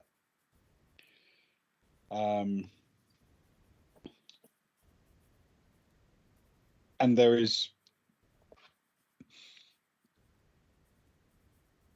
a distinct moment where it looks as if the woman's about to say something. She actually opens her mouth as if she's going to hiss something at Zoe, and then thinks better of it. And just looks at the floor and looks a bit deflated.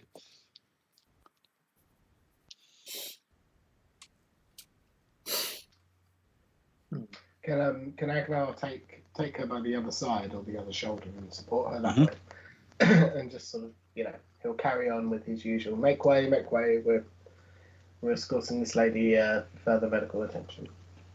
Okay. All right.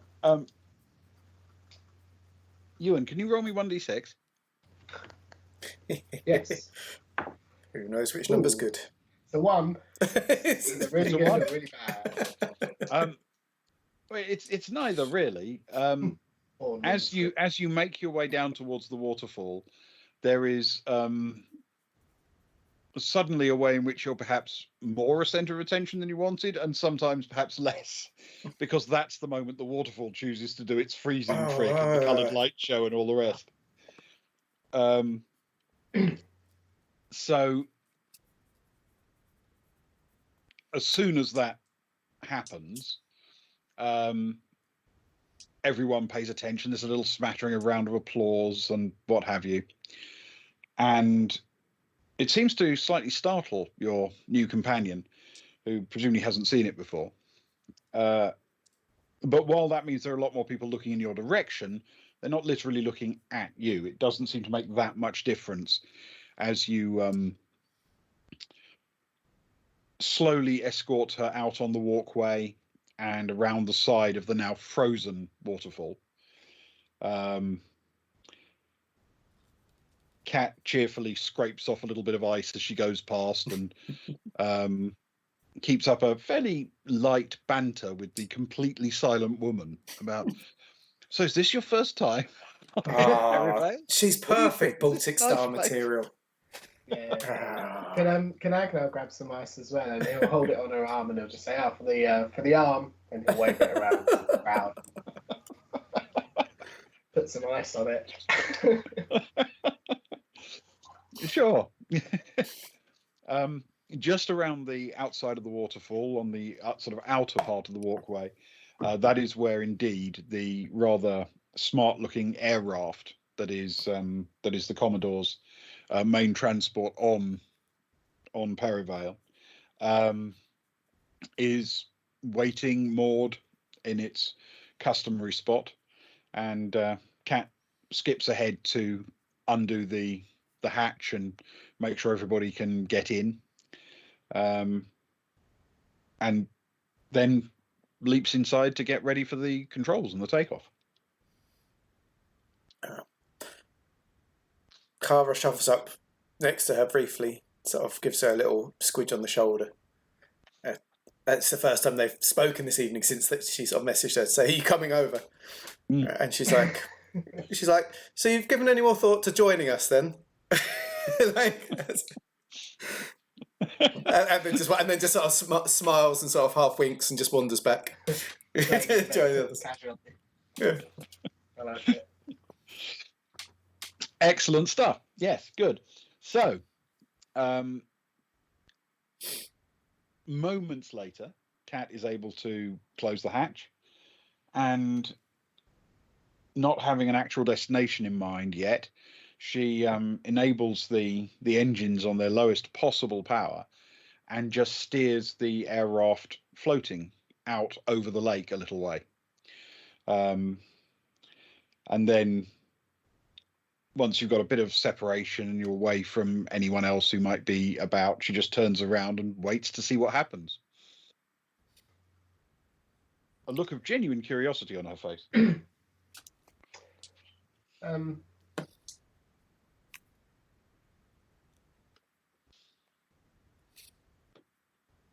Sorry, no.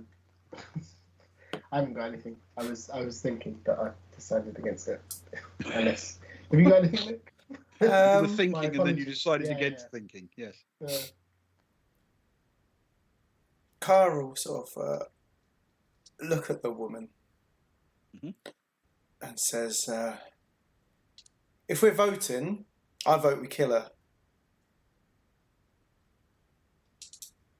And sort of smiles and sort of leans back a little bit opposite her and just sort of looks at the woman and sort of Okay. make sure that her laser pistol is visible but out of reach unless there's a really big lunge, and sort of it's on her defended side, I guess. Can you roll a persuade with intellect for me, please? Them's my skills. Although my dice is cold. Intellect and persuade. Ooh, what was persuade? Persuade, that went a bit ghostly. The dice are cold. It's a 4, but it's +4, so it's 8. An 8. Okay. All right. It seems to have wiped a little bit of the smirk off her face, if you know what I mean. She's still looking angry, but a bit more nervous than she did back in the Cascade. Stefan will chip in on the end of that, and he'll say, we can always... he'll keep a keen eye on her as he says this, and he'll say, we could always drop her off to Bess at the cove. How high does this thing go? And see if there's any reaction as he mentions Bess. Okay. Can you also roll a persuade with intellect for me, please? Yes. That is a 7 + 1 is 8. Okay. Again, she seems to be paying a lot of attention now to what people are saying, as if her life might literally depend on it. And Kat lets out a sort of warm, very soft little laugh and says, how high does it go? It goes to orbit. What would happen if someone fell out at that height? Well, first of all, they'd fall. And if they were coming in from orbit, they'd die quite quickly before they seriously started to fall. And then they'd probably burn up and break up in orbit, I would think. Oh, doesn't sound very nice. Agnar will say, from a medical standpoint, I'd advise against this. Unless, of course, we want her dead. In which case, from a medical standpoint, it's perfect. All right, is that Rose's cat that's just turned up, Ewan? It was indeed. Yes, Rose's commanding cat just ran in from the rain and demanded that I let them into the house proper. Quite right, too. At this point, Kat cheerfully interjects and says, of course, you don't need to go high. We can just fly off the side of the island here and throw her out in the ocean. So I will say, well, do you want to do that now so that we keep our options open, and then we don't have to worry and think about it? Righto. And she turns back to the controls. And a few moments later, lifts off, a very straightforward, business-like sort of thing, and heads more or less due north out over the ridgeline, and then dips down below the line of the lake into the valley and sets off towards the ocean. And as she does, she sings out, I figure we don't need to go all that far down, do we? So I'll stay at an atmosphere height where we can breathe when we open the hatch. We've got a raid from the Ghastly Sloth. The Ghastly Sloth, the most magically named thing to get a raid from ever. Thank you, Ghastly Sloth. Ghastly Sloth. And hello. All six of you horrible sloths. Thank you for joining us. Whoa, Shade. Shade. I love them. Nice. Ghastly, yeah. The Ghastly Sloth. Hello, the Ghastly Sloths. We've just Welcome. We've got a woman we're trying to question and she won't talk. So we've flown up to a high height and we're discussing what we're going to do with her. but we're doing it in a lovely way. I think there's a lot of smiling going on, a lot of warmth in our discussions. A lot of passive aggressive. a lot of passive aggressive. Yeah. Sloth raid. We got Dread Pirates. Right. Oh, the Dread Pirate. This is good timing for you, Dread Pirate. We're just about to go out over the water. You'll feel right at home. Yeah. So staying at a reasonable height, the air raft continues to the north, out over a valley. Remember, if you drop too low on this planet, the atmosphere thickens to the point where you'll need breathing apparatus. So she's just keeping the altitude at much the same as it is at the city, really. So you can easily just open the door and throw your passenger out if you want to. Oh. Because, gravity works downwards, basically. Hey, Tony Shaw. I recognise you. Hope you're doing all right. Tony Shaw's the one with the badges. We won't talk more right now. And Ollie is, if I remember correctly, is Tony's fellow. I believe they're classified as the most beautiful couple on Twitter, I believe. If I'm indeed correct. So we're honoured if that's the case. Yeah. That makes me and you and the less beautiful couple, sadly, but we are what we are. We do what we can. We do what we can. All right, so we've reached an area, we've reached a height, we've reached a position that we can choose to throw this poor woman out if we wish. Well, how is she looking? As we've flown there, how is she looking at this point?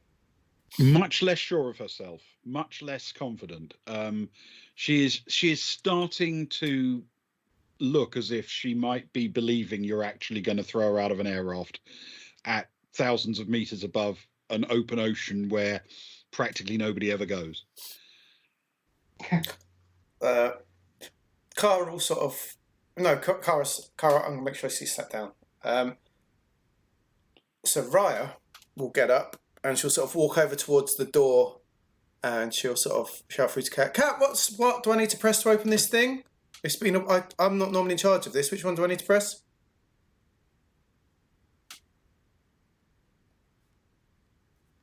The big green one. The big green button. Oh, that makes a lot of sense, actually. So what we're doing, guys, we're going to press this big green button and get the show on. Like, we could still go back for late drinks, and I don't want to spend the whole evening floating around over the seas. They've just made it all icy. We can have a dance. We have some nice drinks. What do you think, Zoe?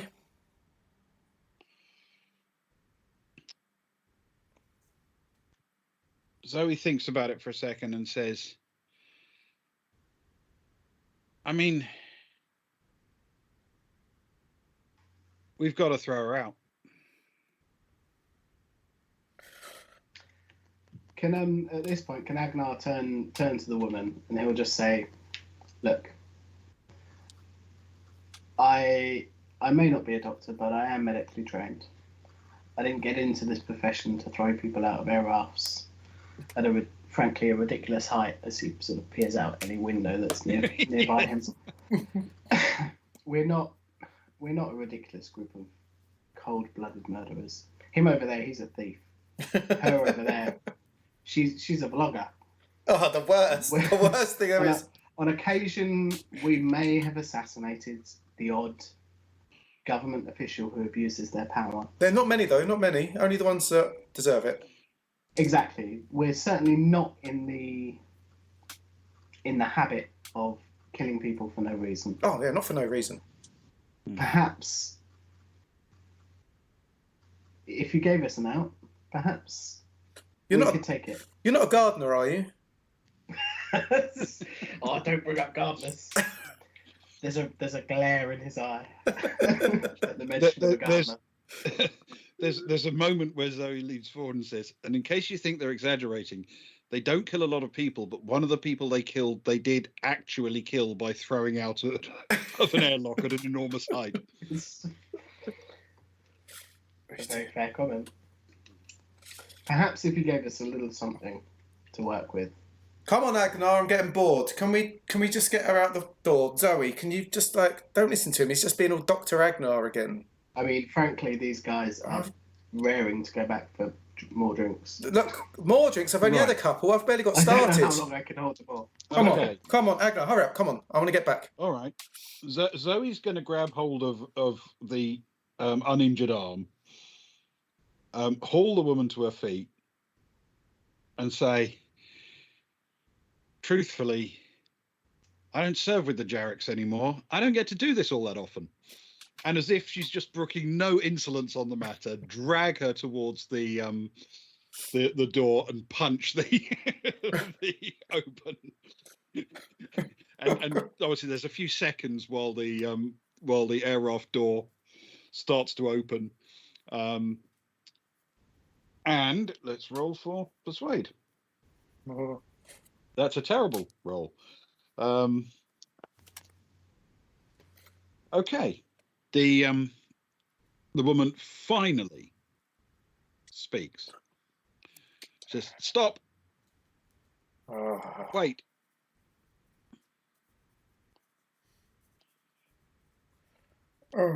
This had better be worth it. I don't want to be. Agnar I don't want his to. hand up. Oh, do we have to stop? No, if she's just going to say nonsense, it's just going to be wasting our time. You're not going to talk nonsense, are you? Because I'll throw you out now myself. I thought you were going to say I'll jump out myself. I'll jump out. Yeah, please. That possibly could have been more persuasive. She sort of takes a deep breath and then she says, my name is Stella Nest. Spelt as we'd expect it to be spelt. Yep, Stella as in Artois and Nest as in bird. Stella as in star. Nest as in nest. I am a member of the Zodani military. I serve with Jarek 99. Ooh.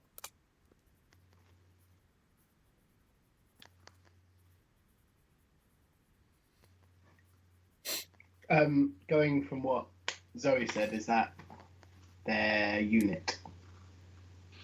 It's a Or in unit. fact, yeah, okay. That is her unit. It's the unit that she's identified. Yes. Okay. Cool. Thanks, Tony. Thanks for the minutes. We do really appreciate it, and Yeah. Thanks, then. for joining us for a bit. Thank you. And if you join us in a week or so, you will see your advert plastered beautifully upon the screen at times. There you go. Okay, Jarek 99. Oh. And Agnar. Sorry. no, carry on. This is Agnar will say, where are Jarek 99 based? In system? She shakes her head and then she says, Nest, Stella, 9338256013. 9. Sorry. Say the numbers again. 9. 93328. 9338 Yeah. 256013. Wonderful. Nest Stella. Did she say Nest Stella? So, Nest Stella. yeah. Okay. Carl will look at Zoe and say, "Is this all we're going to get out of her?"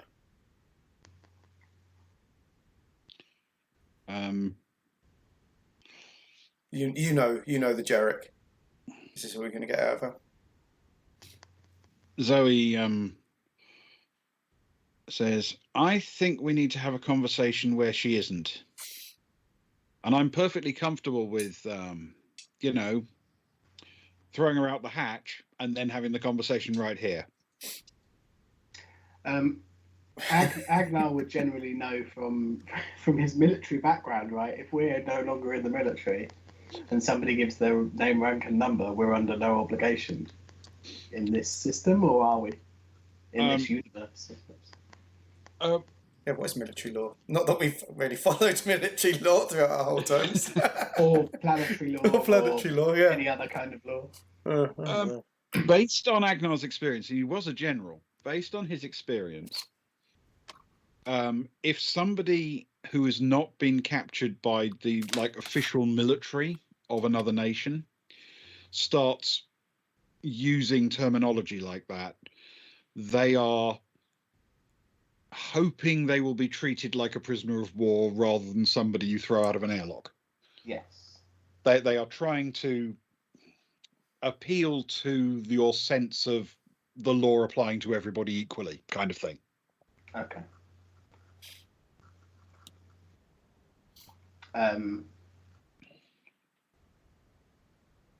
Stefan will turn to our pilot and say, I don't suppose there's any recording devices on this craft, are there? You're not recording anything. There's no audio, visual being captured for any reason whatsoever, is there? And he'll glare at at our new friend Stella as he says this. It's entirely up to you, really. I mean, I think we'd rather there wasn't.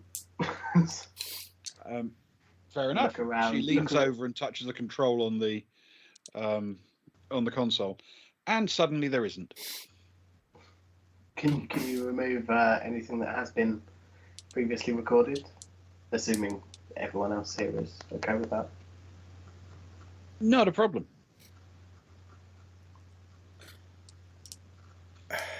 Oh, I'm considering it, Ewan. I'm actually considering it. It's been a long time. It's been a long time since we thrown someone out of a hatch. Yes. That was planets ago. The entire star system. Yeah. We've done several jumps.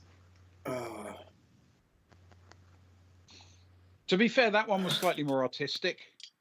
I can make this one artistic. Mm-hmm. Well, maybe I can't. Kara's going to draw it. Kara will draw it. Draw it. Person getting kicked out.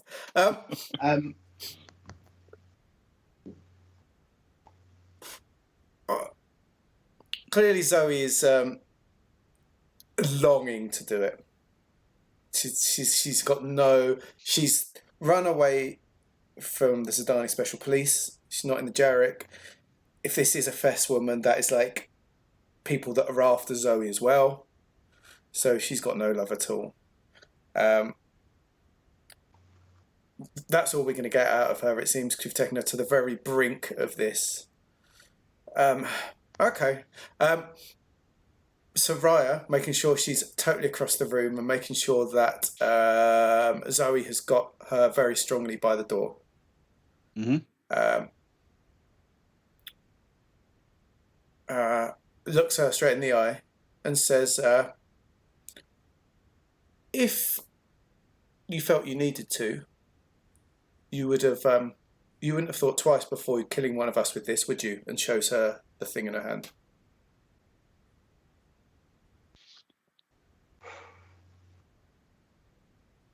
A sort of look of realization, as in, oh, that's where it is. Crosses her face. Like, I'm allowed to defend myself. Those weapons are, well, they're illegal here, but weapons in general aren't.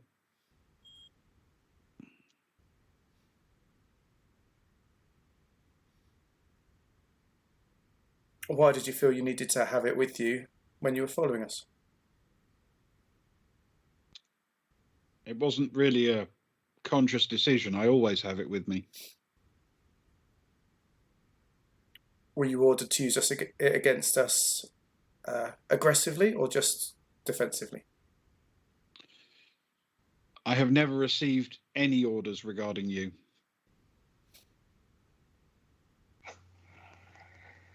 Oh.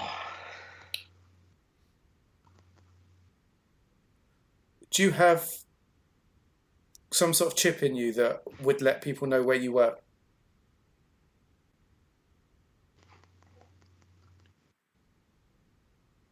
No, I'm not aware of any such thing. We could just dump her. We could just dump her somewhere with a little message and leave her to be picked up in the middle of nowhere. What do you reckon, Ian? Are we thinking kill? We're thinking we're not adopting her, Sparrow. No, we're definitely not.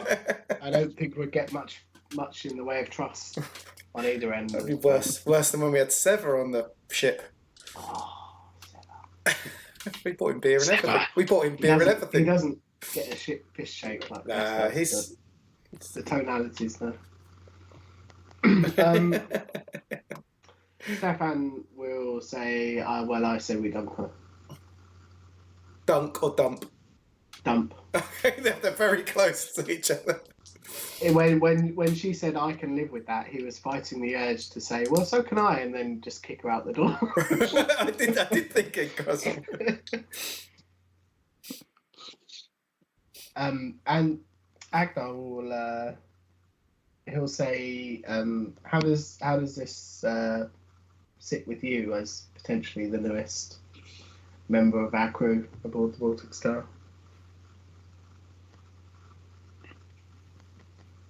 Asking who, Cat? Yeah, sorry. Yeah. She says, well, I kind of assume she's probably done something bad, right? I mean, she must have killed people or something. There's got to be some reason you're throwing her out of a hatch. She's definitely killed people. We generally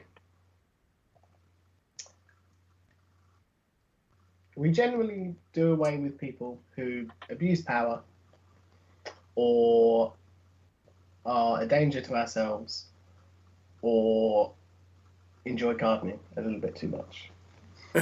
Yes. Okay.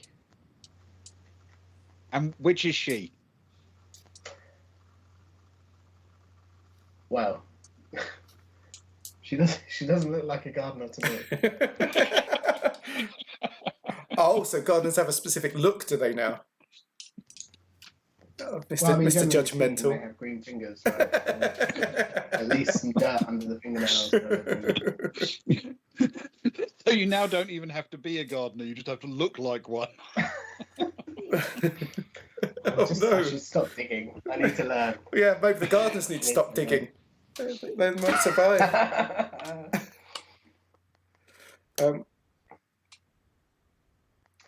Agnar will.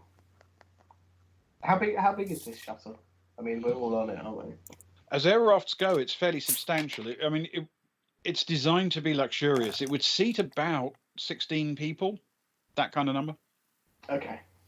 He'll make his way to the back and he'll sort of he'll look over to Cara and he'll just say, look, what you guys decide is fine by me, but I'd rather not partake or be around if we're throwing somebody who I've just healed out of an aircraft. Oh, that's a good one. Aircraft. Cara will nod. She'll walk straight up to the woman, who I'm guessing is now being held quite firmly by Zoe, so she can be a bit more confident. And she wants to stun fist her right in the neck.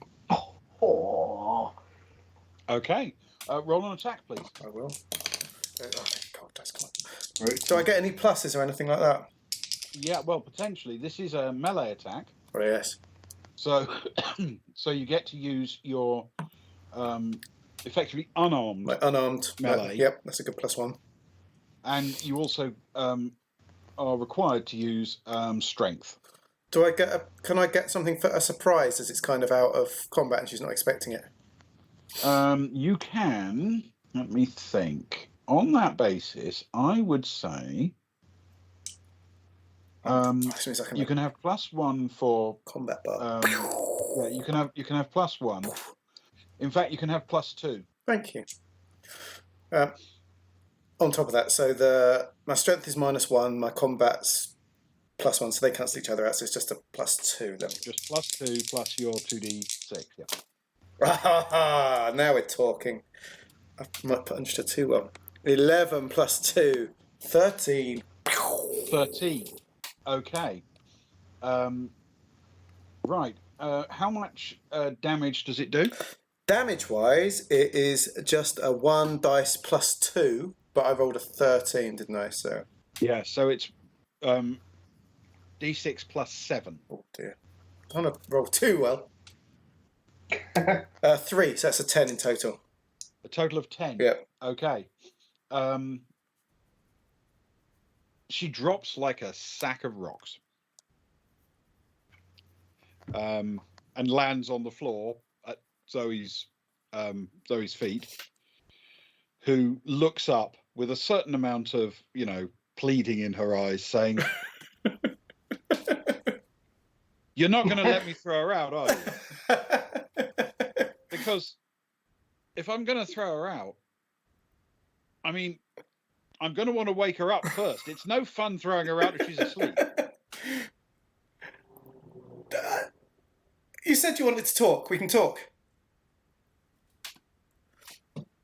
I had the conversation. Now I want the throwing.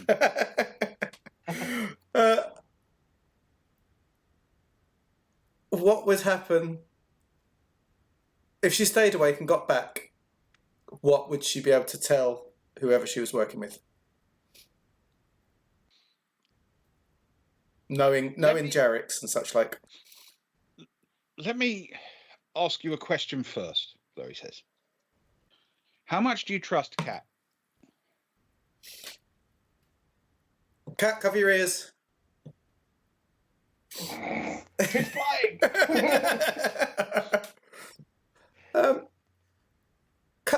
We trust Cat about as well as someone who we've known for 4 days and has seemed friendly enough and never done us ill. That's about as much as we trust her. We love you, Cat, but, we're still getting to know you. So,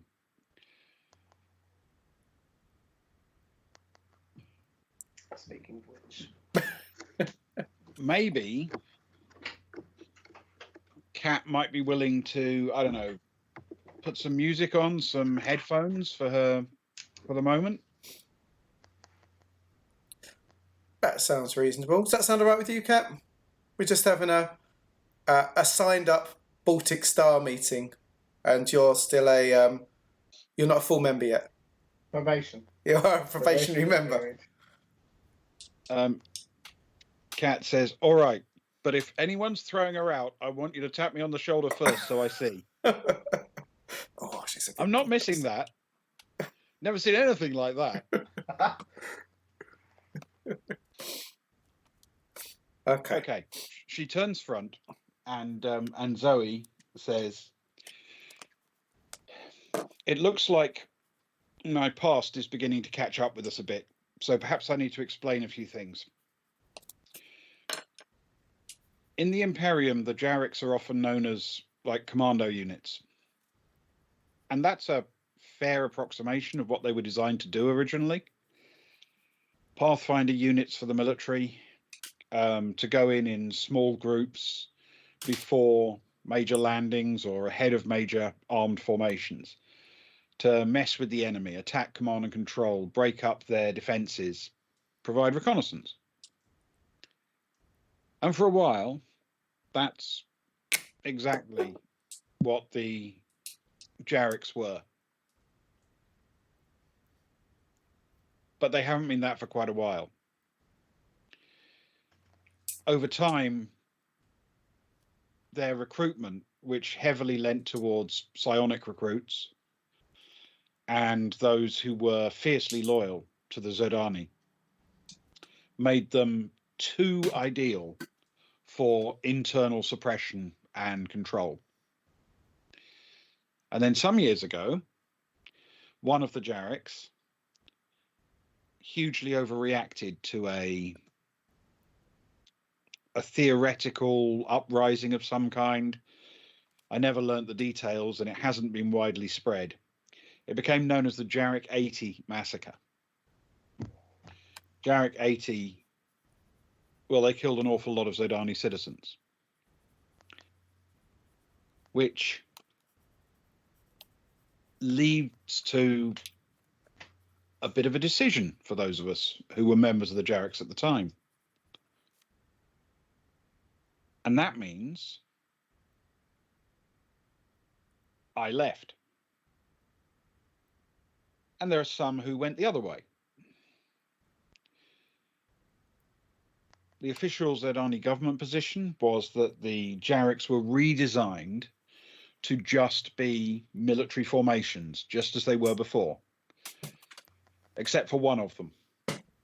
One of them would be retained as a special internal intelligence unit. And that one is Jarrack 99. Which means if she's telling the truth and she's here, she's not after you.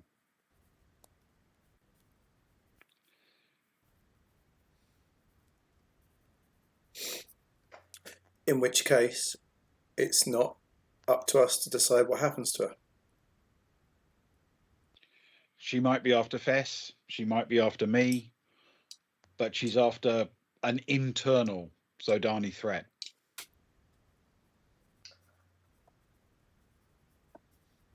I mean, if she's after Fess, that's a good thing.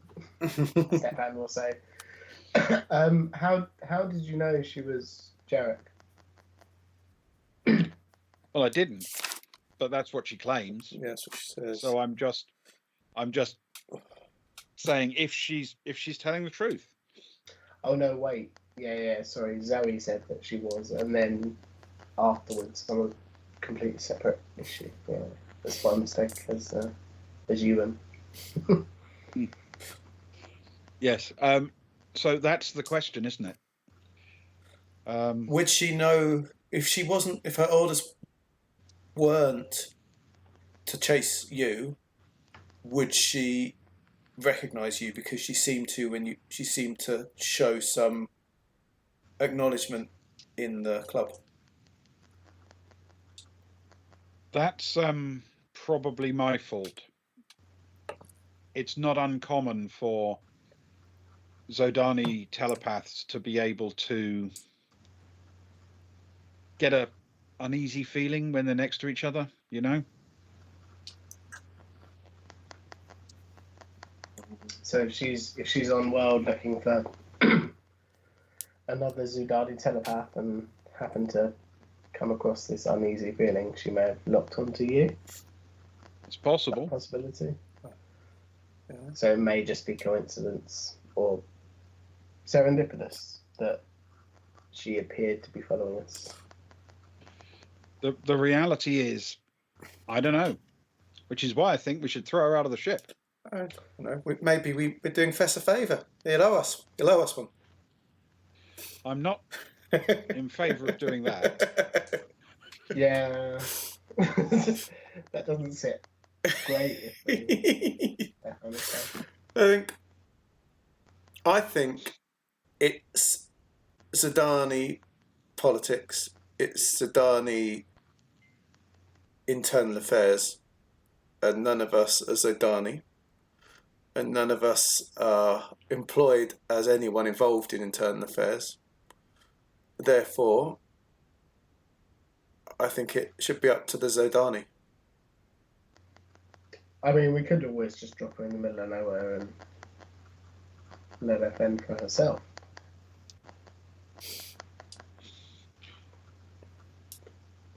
It's an option. Just leave her on the side of a mountain at enough altitude that she can breathe, and she'll climb her own way back to civilization in her own good time. Hopefully by the time we're long gone from the planet.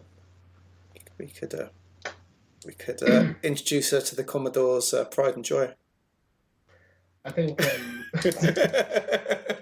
we could do that. I mean, if we drop her far enough away that we're going to be off world by the time she's back, then if she is after Fess, I think Fess is committed to staying here. I think certainly to at least cover his ploy for discovering things at the Cove, whether he is or not. He appears to be committed to staying here. So if she's after him, then she's in the right place, and it won't take her long to get back. If she's after us, it will take her more time to track us down. And I guess if she's killed, Jarek 99 will just send the next person from the rank. I guess anyway. Yeah, I mean, she's got no communication about her anyway, has she? She's got no way of no communication device on her. And would we know? There's nothing like public payphones, are there, where she could, go hang out at an internet cafe and drop a message to somebody if she wanted to? No, I mean, if she got to any significant city area, any significant new building, she would, she would be able to make contact with people quite easily. It wouldn't be hard to find a place where she could connect to a computer network, even just having walking into a hotel lobby, so to speak. Okay. But it is fair to say that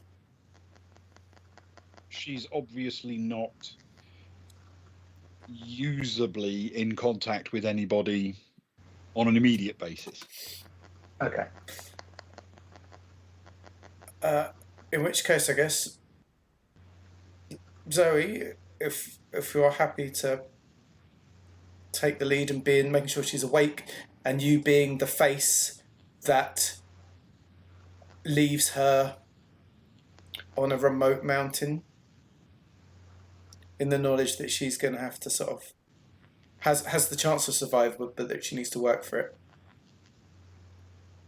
Is that something you're happy to do? Yeah, I wouldn't worry about her surviving.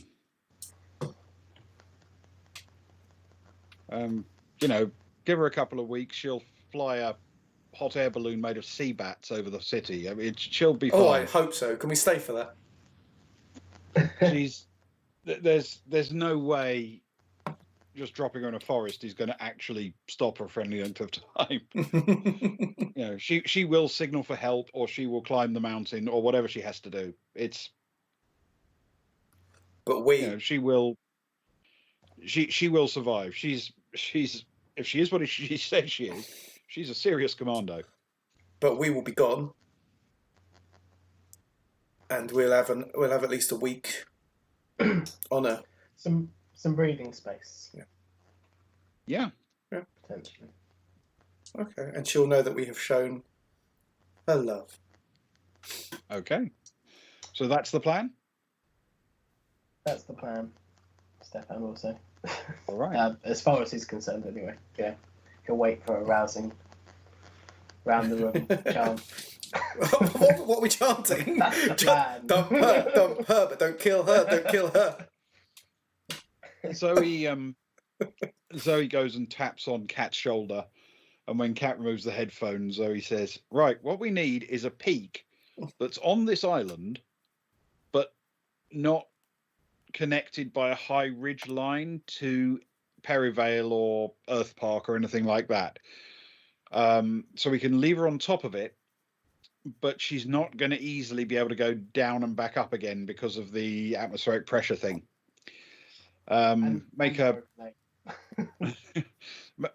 build a shelter and light a signal fire and try to attract attention that way, something like that." And Kat sort of thinks, "Yeah, no problem," and looks at her map and flies for 20 minutes or so, and eventually gets to the very, very southern tip of the island, where there is indeed a nice peak standing proud. This is the best part of 60 kilometers from Perivale, and it is a very large peak, but it's quite isolated. If you came down off it, you'd need breathing apparatus before you got too far down. And Zoe then pops the hatch and says, "All right, well, I'm at least going to throw her out of this." Got to give you something fun. and sort of throws her out of the hatch. 11 centimeters to the ground, Yeah. and then turns around and sort of shrugs her shoulders. Wasn't that satisfying? And punches the door to close it. And I think that is where we'll call it for the night. I could have kept going. That's how you want it to be, though. Not responsibly, but but it's just one more hour. it's been a good innings, and you're right. We could have kept going, but Yeah. But yes, it's time to segue into the slowly increasingly drunken chatting part of the stream, I think.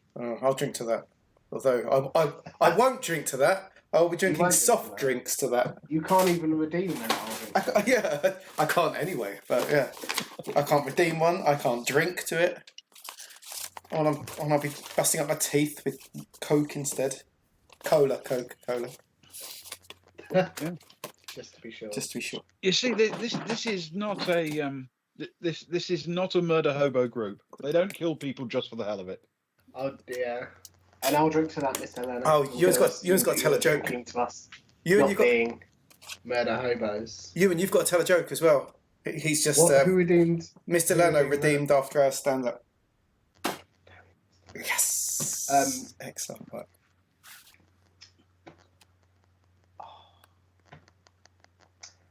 So, I haven't told Luke or Ben this yet. Normally we discuss, a bit of our home life before we come on stream and we, find out how everyone's doing. This sounds awkward, Ben. It is a little bit. My wife told me today to stop impersonating a flamingo. I had to put my foot down.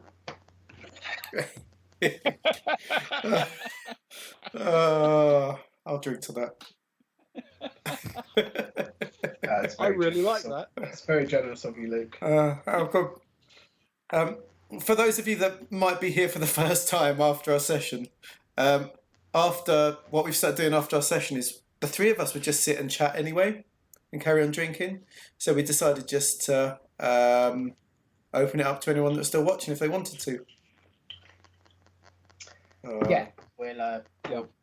chat. We'll joke, spend some points. Rubbish. It is an opportunity. It is an opportunity to redeem those points.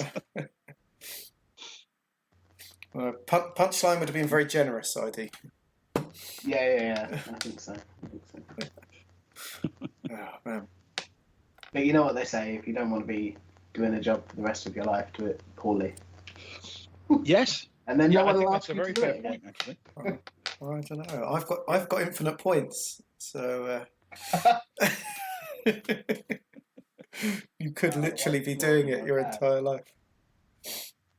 Mm. Yes, infinite points does seem a bit unfair. I haven't got infinite points, and I'm the referee. If we want for them, is Nuclear Winter still here? I've got your email address. I'm going to send you after you got gifted the your first month of Tier 1 subscription. I'll send you the Kara's zine. You haven't got it to me, so I'll send that to you tonight before I go to bed or tomorrow. So you'll get to see the beautiful month 1 Tier 1 zine in all its glory, with lots of lovely pictures of Agnar in it. I will say, not the volleyball one though. I think is wonderful. It is enormous fun. It's like this weird throwback to the 80s fanzine culture. It's brilliant. Yeah, I think anything that is a zine is generally quite amazing. But these are, particularly good, full of some canon and some background on the characters.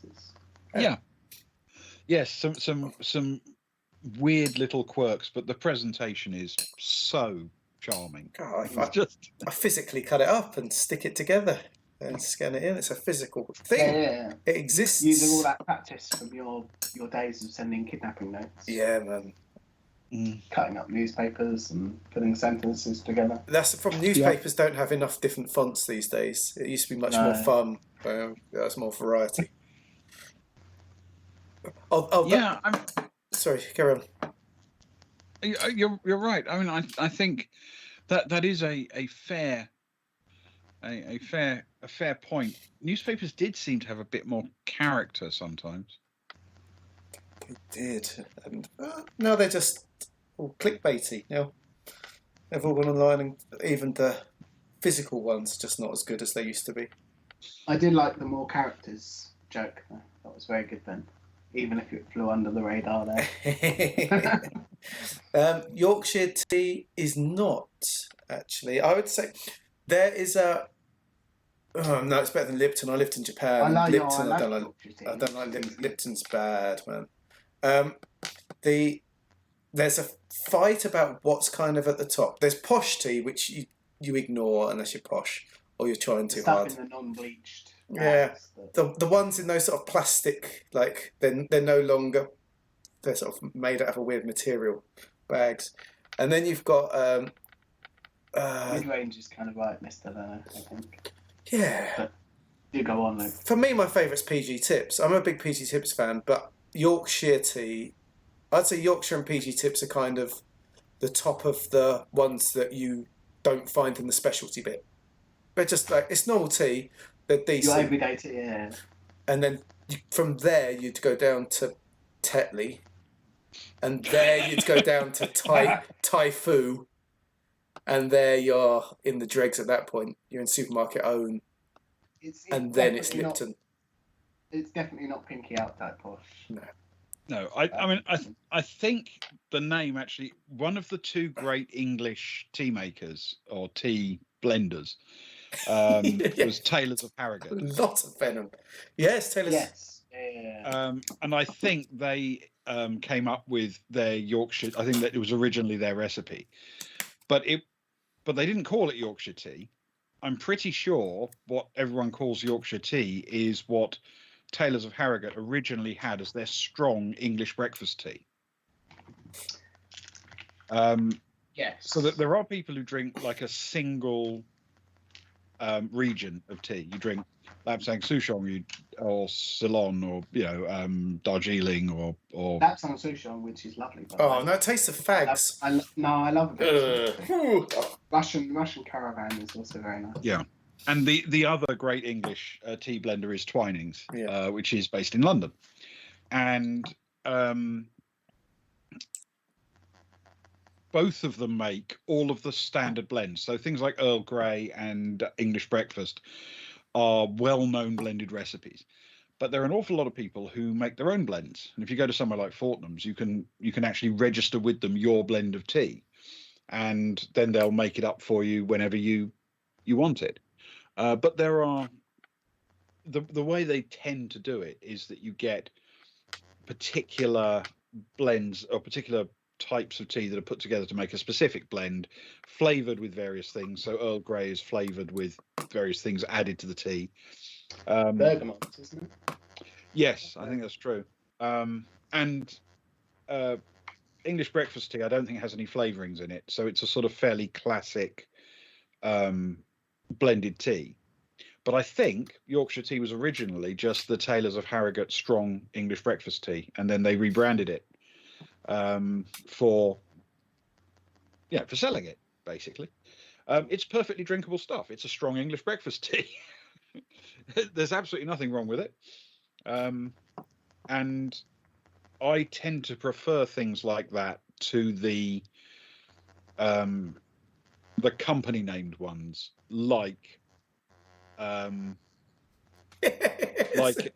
like a sort of PG Tips or a Tetley or whatever. I prefer an English breakfast tea from Twinings or Taylor's to one of those generally.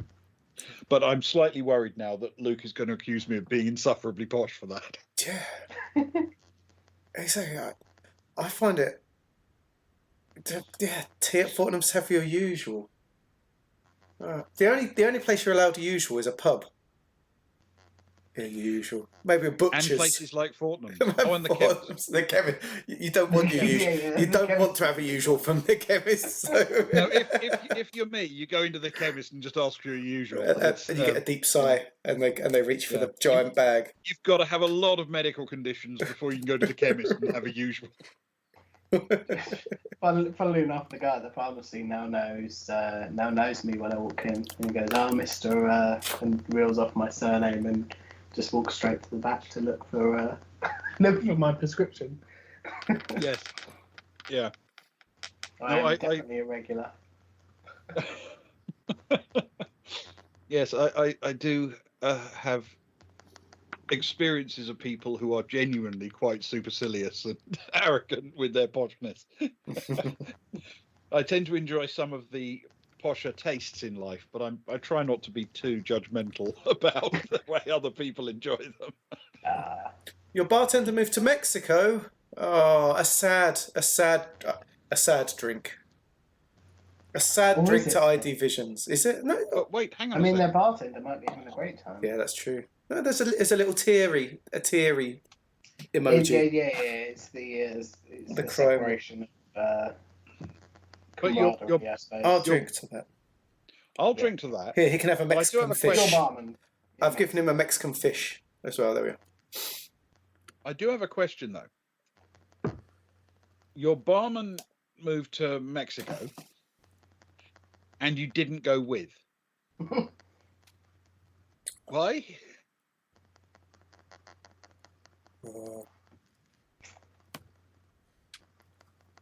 It's because he works. It's very hard to find a good bartender. It's because he works for the Secret Service. He's not allowed. Same country. Mm. We're about to lose our local pub, mine and Ewan's local pub. He's selling up. Actually, he won't tell us. Shh. Not once for yes and twice.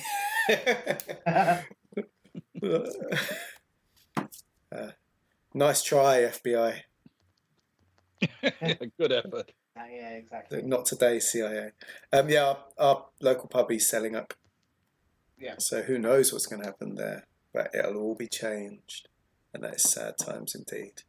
So if anyone who likes us wants to, buy a pub, great.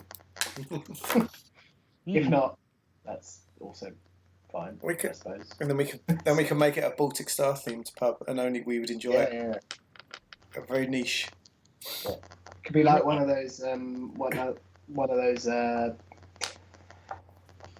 Area 51 roadside cafes that you get over in America.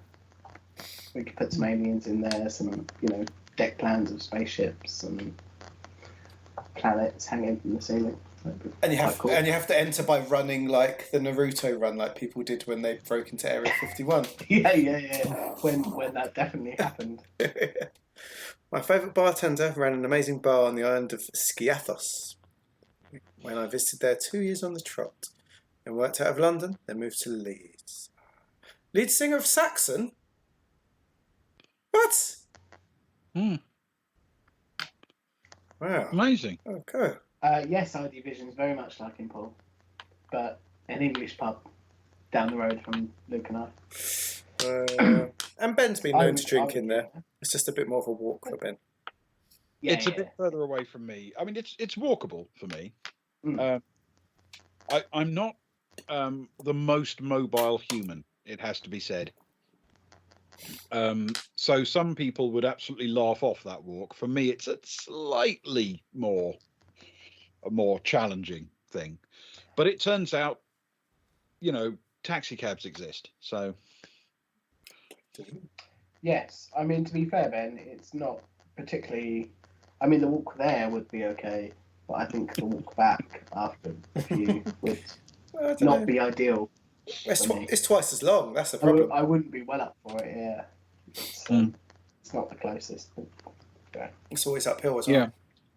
But if it does actually close, it's quite inconvenient for you guys because you go from having a pub, 200 yards away, and closer if you're Luke, to having a pub. That's why I've had to give up drinking for a month. Yeah.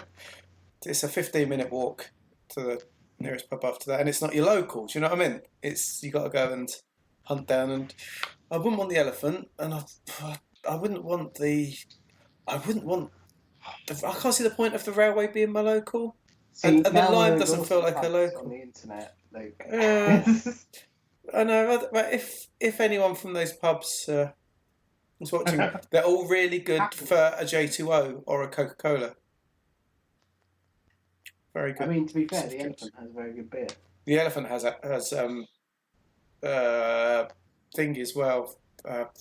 It's like I'm not even drunk on my head's gone. Good lager as well. Not that you care. But... Yeah. The best thing about the elephant, however, is when you go outside to the back, they've got a little external function room, which it would never have occurred to me to do this, and yet the moment you see it, you immediately think, well, of course that's what you should. And so this sort of standalone. That's you, Mr. Leno. Sorry. Okay. Okay. I don't remember at all. I'm just pretending. No, I do remember. Okay. So at the back of the elephant, there is indeed this sort of standalone function room in its own. It's just a separate building, effectively, but it's in their garden. And inevitably, they referred to it. It's actually called the Room in the Elephant, which is superb.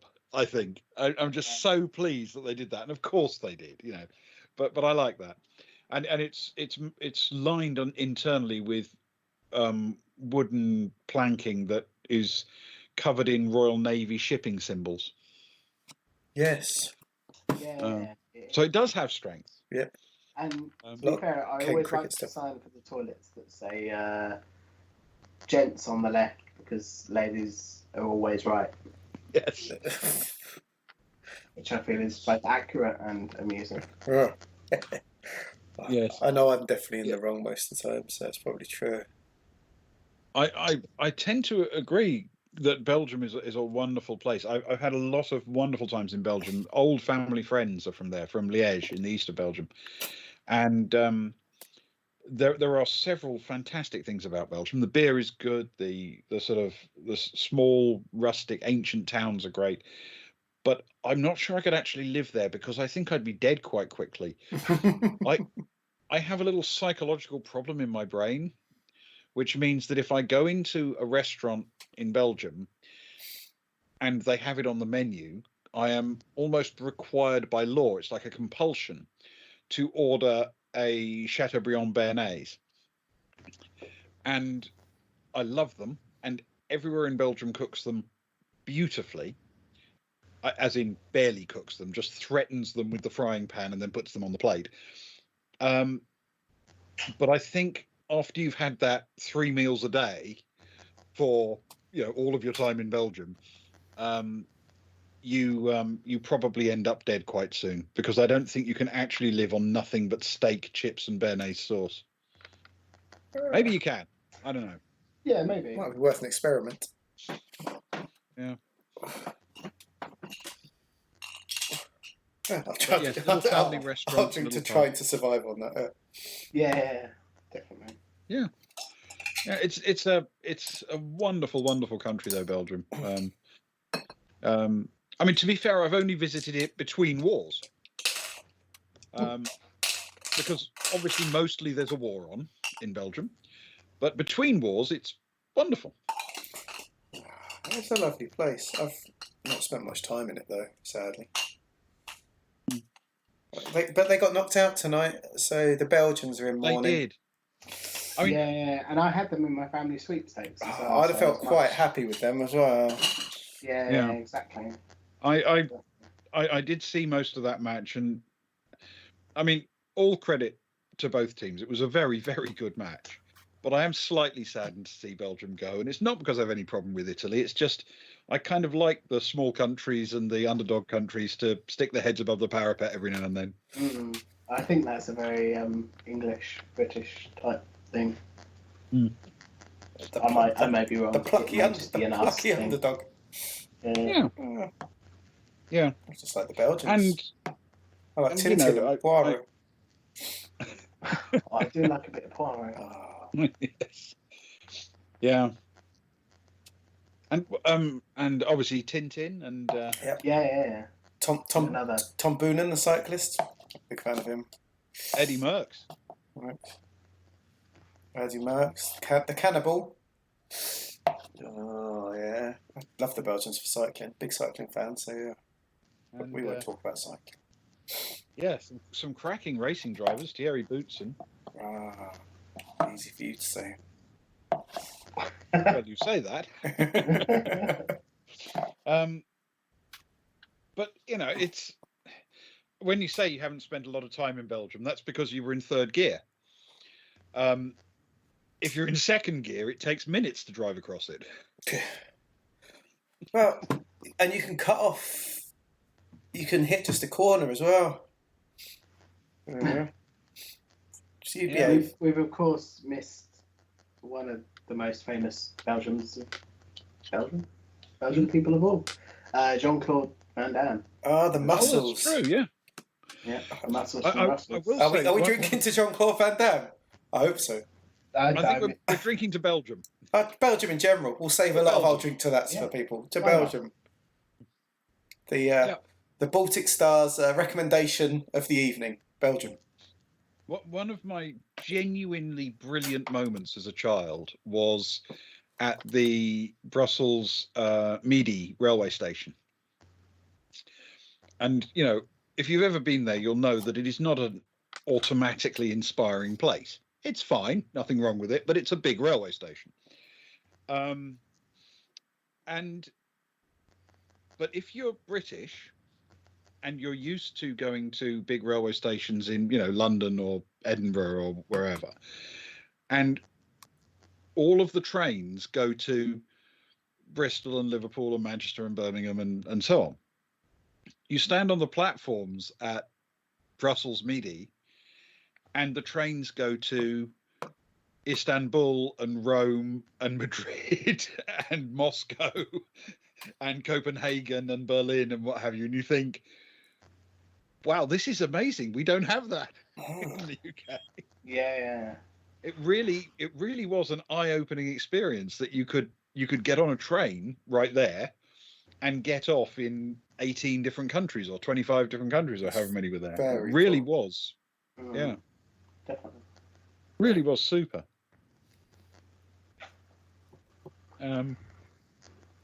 Yes. I think I slightly over-romanticize railway journeys because they do take a while if you're going that far. Yeah, they are quite romanticisable, though. There is a certain degree of romance that goes with a traditional sleeper train or that kind of experience. Although it's not romance that the Orient Express is known for. No, I mean, to be fair, I think Murder on the Orient Express has a certain degree of old-timey romance going on with it. Though it is. I'm cautious of spoiling the plot for people who haven't seen it, so I shouldn't say anything. There's a murder. There is a murder, and it's solved. Well, I was about to say something about the plot of Murder on the Orient Express, and I mustn't spoil it. It's on the Orient Express. It is a good one. And there's a murder. In fact, I think the title, to be fair, somewhat spoils the plot of the film. Well, it does give away. It's almost implied. It does give away most of the first act. Where's my murder? Yes. Definitely. But then we're talking about a writer whose first book was called The Murder of Roger Ackroyd, and that in itself gives quite a lot away. Yes. Yeah.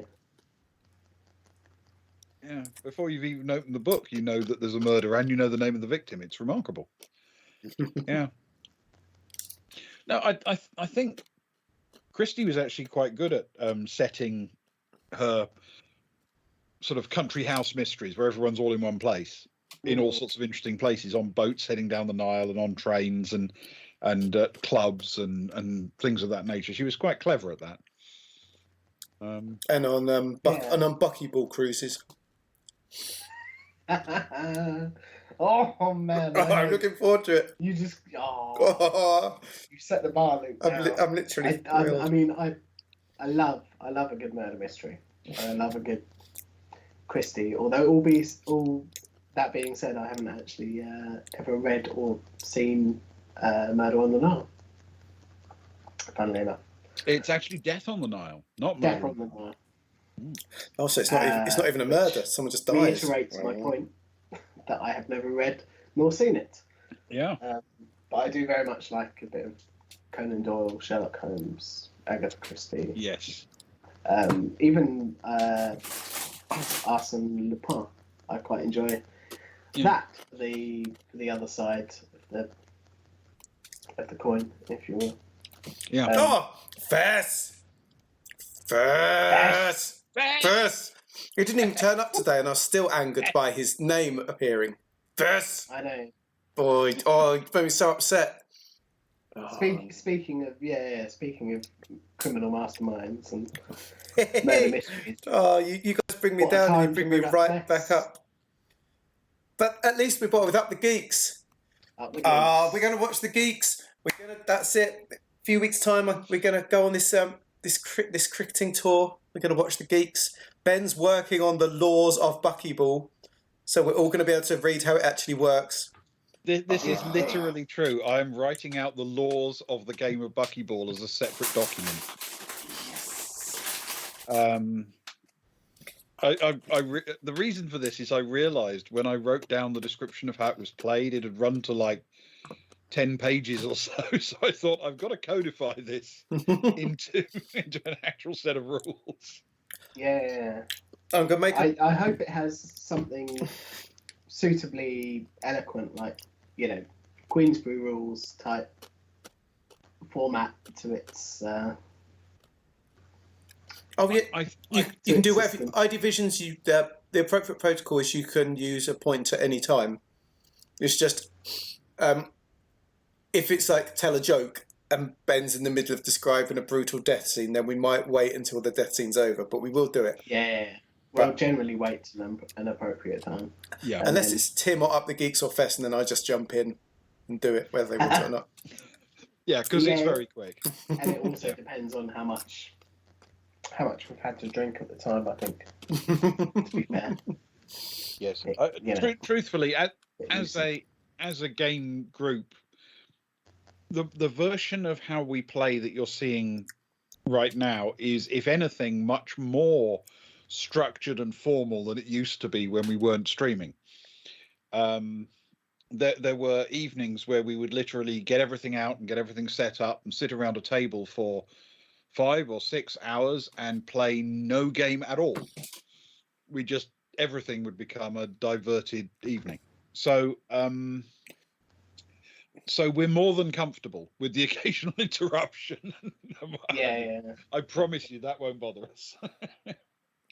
And if it's not an appropriate time, or we're not entirely comfortable with it, we'll do it at the first opportunity we get. I'm redeeming the after hour stand up for iDivisions for the joke that he gave. I'm sort of catching up a little bit after the killing joke. I was a little bit behind, but it's good. I felt it deserved. As I've got infinite points anyway, it felt wrong not to. Yeah. I mean, it's. Have I told you all I've got infinite points? You've mentioned it, I think, once or twice.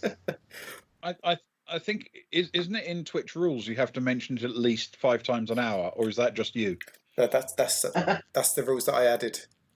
Okay. You're going to write the buckyball laws. I'm going to write our laws, and we'll share them both. Yeah. So the other thing we could do with buckyball, I've decided, we were joking about it the other night, is one of the points things you can do is for like a single point during it, you can click it, and then Ben has to describe a delivery in the game. Whatever's going on, some discussion's happening, and he's like, meanwhile, on the pitch. There might be a limit on these. I feel it's somewhat appropriate. The whole session somewhat of on it. equal, like on a par with Rose's cat, but a shorter, It will be much shorter delivery, than a Luke. Rose's cat episode, obviously. Short delivery. I think it's going to go down there. But it turns out that we've managed to find a place to do Rose's Cat, which is a significant interruption, but we do it at the end, or we do it at the break, or when there's not, when you need a thinking time or whatever. It's fine. We fit in anything. We've got options. Yeah, definitely. Oh, there's two more bits of business I want to talk about actually while we're having a brief business interruption. The first thing is, while this poster's up about the Summer of Love, which is starting from next Thursday, which we discussed last night, but we can go through it again, is we've got loads of stuff happening over July. Our Traveller's always on Fridays if you guys are available. On Thursdays, Mr. Leno has to be available for one of them. It's like the rules. Because he's running one. But, so we're doing a lot of other games on Thursdays as well. We're doing an interview with the Tangled Web next Thursday. So we've got stuff. Fill your eyes. The Tangled Web. You are 100 Goblins. Sparrow is playing that one. Delta Green, which Mr. Leno is running. Those Dark Places, which we did the other week, which we're running like our first main session of that. Ben's got his behind the screens on Tuesdays, where he delves into the history of D&D and role playing and wargaming and all sorts. Isn't it anything that's sort of adjacent, really, and sort of anything that amuses me? Oh no! And there are bits coming up associated with how you structure like campaigns and missions and things like that for turning basic storytelling into RPG gaming. And there are some weird stories from the old history of things, and So it's perfect. So that's a really good fun thing. That's a really good fun thing to tune into on Tuesday. And you cut it into little segments, don't you? So I quite like. Oh, Avalon Hill, good call.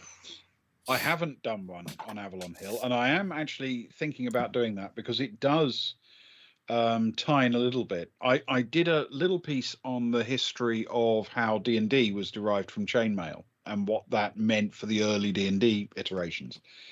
But I am interested in a bit more along that line, because when I was a youngster, I played a lot of tabletop war games. So I do have a certain amount of experience of this, and those board game variants of them, which had the 940,000 little cardboard counters that you turned over or rotated, and the moment anybody sneezed, all progress was lost and the game was over, and you had to start from the beginning again. Yeah. Those happy days. The kind of game that could almost be written by a Java program that would just do random dice rolls for you and tell you what happens. I'm not Whoa, there's some shade being thrown there. No, because my board game wish list has a lot of stuff like Silent Victory, which is very much that kind of there is minimal decisions to be made. There's lots of dice to be rolled. There's lots of chits to be laid out on the table when you're commanding a submarine. Beautiful. I love that kind of thing. Lovely. Especially if it can be played solo. Brilliant. But there is a certain amount of it that once you've made those decisions and the dice rolls come out, but it's the same as anything, It's the same as any board game. It comes down to the chance of the dice rolls, doesn't it? And you want a little bit of luck in it. Involved, yeah, basically. A little bit of something. Yeah, even how the things turn up, even how the cards turn up or something, a little bit of something is nice. Yeah. No, there are segments coming up on text adventures, computer text adventures, and the really early graphics adventures from people like LucasArts and Sierra Online and people like that. Yes. So there is some stuff coming up that it's not TTRPG, but it's related stuff, and there will be wargaming stuff. So I'm hoping to do some mentions of all sorts of different things, because everything feeds from everything else, doesn't it? Everything borrows from the other things. And definitely. That's on a Tuesday, isn't it? From like 11 for about an hour, so it doesn't finish late. 11 the UK time till about midnight. And it's not every Tuesday. It's a bit intermittent. I've only done 2, so historically it's a bit of a stretch. But they've been kind of a fortnight. But the next 2, they're on that poster actually on the screen. On the where are they? I have no idea where they are. Oh, there you go. 13th and 27th. Yeah, right then. I am rubber, you are glue, Mr. Leno. That's all I have to say to that.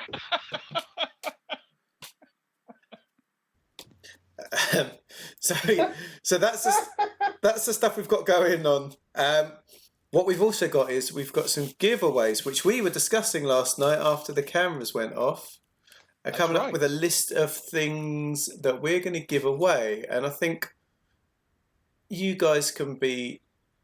I think we're happy with how that's going to work. Are we sort of happy with kind of how that's going to work? Yeah.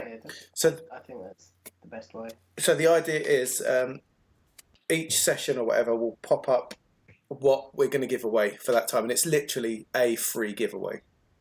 It's all covered. Don't worry. It's not underwear, sadly. And that's if you pay enough. I've got a couple of old pairs I don't need anymore. Mr. Leno, Luke's I fear going to you. write your name on his arm Yeah, somewhere. exactly. And I have it all week. And people, just random people will be like, "Who's Mr. Leno?" My daughter. "Who's Mr. Leno?" Oh. No. But then what we'll do is we'll decide we'll announce what we're giving away, and then we'll have a graphic somewhere on screen, maybe on the left-hand side, and it'll say what it is, and we'll have a setting on the button, the points button, and it'll be like 100 or 200, and that's like an entry. And once we fill it, there might be 10 entries, but people are limited to maybe 1 or 2 entries so that people can't just spam it just because they're rich. So there should be equality.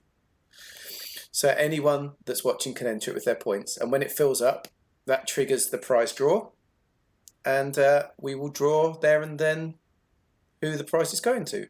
If that people are happy for a physical thing to be posted to them, we will do that. If some things we will say are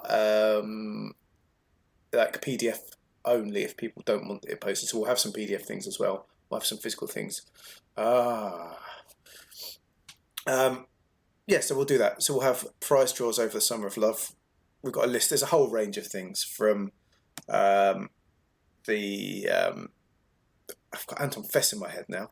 How dare he shouldn't share. We're gonna send you He shouldn't share the same space in my mind as Grey Hill Bast.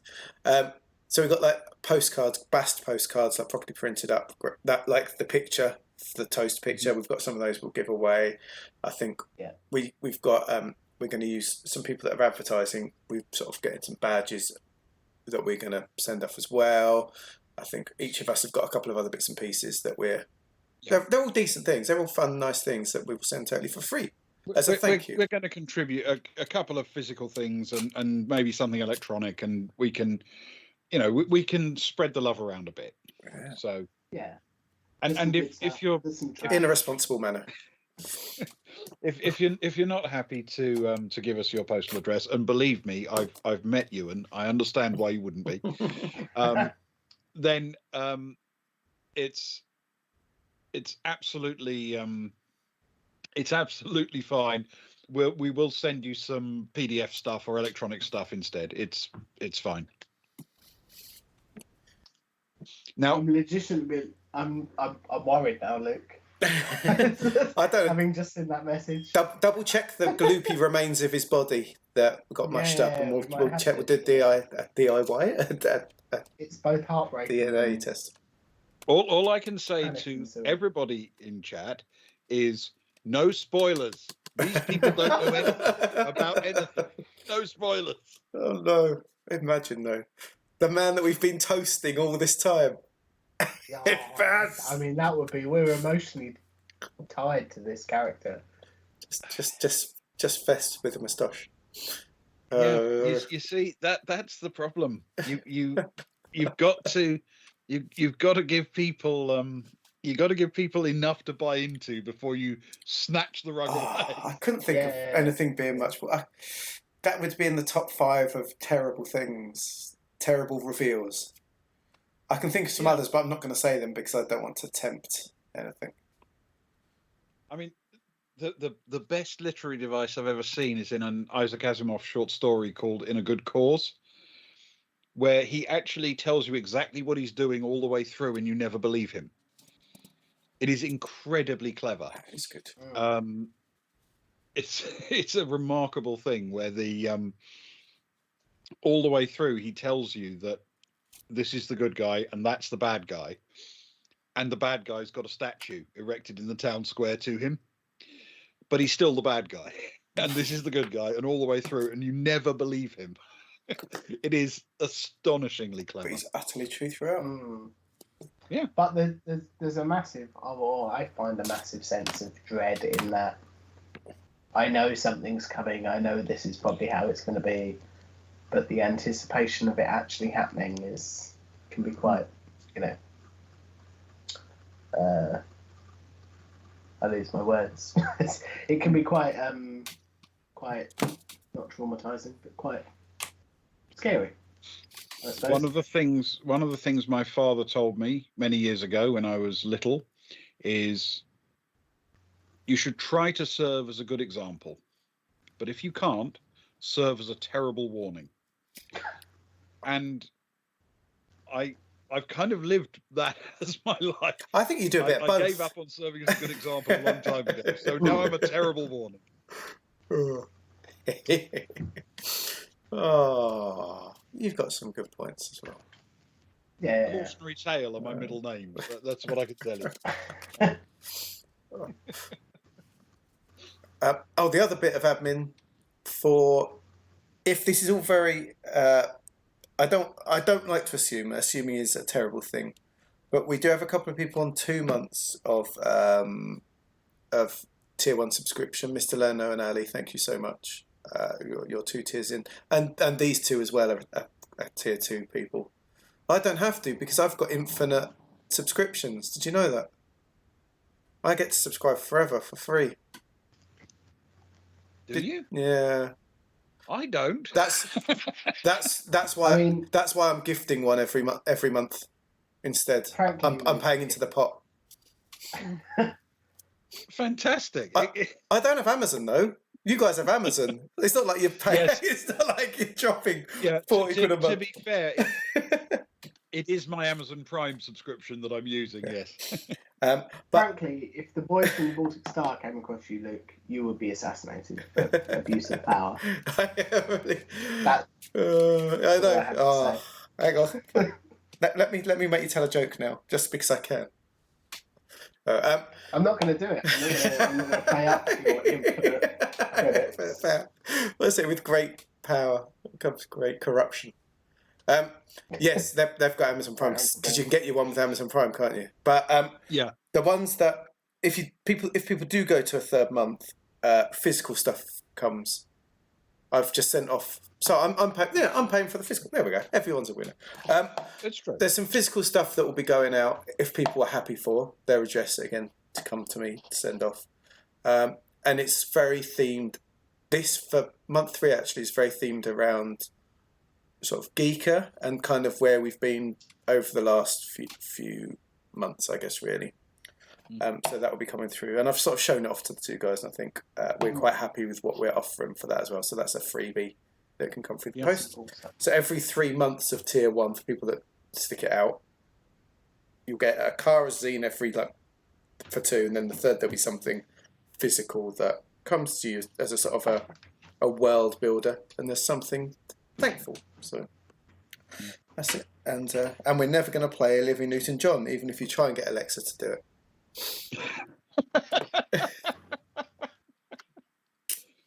The problem is if you play Olivia Newton-John, she wins in straight sets. Oh man, I'm getting all hot now. Getting all steamy. It's the story of my life. I'm hot from the moment I wake up to the moment I close my eyes. That's what people say about you. Mr. Leonard, I think we say it because we are always really grateful, I think, that people would use either physical money or their one Amazon, like, you get one, don't you? One a month that you can choose. Is that right? Yeah, you just get one that lasts forever, but you have to resubscribe each month with it, yeah. So we really appreciate that people would do that for our nonsense, quite frankly. And so we want to give things, and we love what we create, and we want to create more, like Ben's Laws of Buckyball, which is just going to become a monstrous, it's going to be like threatening cricket with how thick it's going to be, We just love the world. We want to offer more. So Yeah, I'll drink to that. So yeah, so we appreciate Yeah. it. We do, because it means a lot to us. We're not going to get rich on this stream, but it helps us to produce things to share with people, quite frankly. So it's Yes, and there is something. Certainly, I think it's made us focus a little bit more on detail that we've been putting it up on the internet. Yeah. And it's also made the process of doing that so much nicer now that we've had people in chat to communicate with as well. Yeah. It's just become much more friendly, and it feels like a really nice group of people just sitting around and chatting. I think it's absolutely lovely. Making affiliate changed everything, because it Yeah. opens up the chat, opens up things we can offer, things we can do, and I think it brought a lot of freedom to what we could do. I think so. But we love all of you that watch. You don't need to subscribe for us to love you. You know, we love you all just the same. You're all our children. So, you know, you're all the crew, as we say. Yes. Yeah. Yes. But there is a lot of there's a lot of past in the fact that, you know, we all enjoy and have enjoyed for many years playing games of different types as a group coming together for RPGs. It's relatively recently, but it's still, you know, 2.5 years ago or something. It's a fair amount of time. But the Twitch thing made a big difference in terms of how we focused. And then, well, as Luke just said, when we got the sort of affiliate thing, and we had chat options and little tokens that could come next to somebody's name in chat and all that kind of thing, suddenly we had a little community of people we actually look forward to chatting to with every week. It's brilliant. It is nice. And then one day we can do Baltic Com, and we'll have a big party over a weekend somewhere. Even before we get to our own con, there may come a point where we'll agree at some event to do a meetup or something, because it would be lovely to actually get you know, sort of regulars in a room together, wouldn't it? Yeah. I hear Elon Musk's a big fan, so we could even do it in space if people are interested. Musk. Maybe. Musk. I think that's brilliant. The move. I think Elon Musk is best, quite frankly. BalticCon USA. See, we're spreading. We're international. Yeah. I think that's a really superb idea, actually. I've got family in America, but, you know, they're in not like the most glamorous parts of America, if you see what I mean.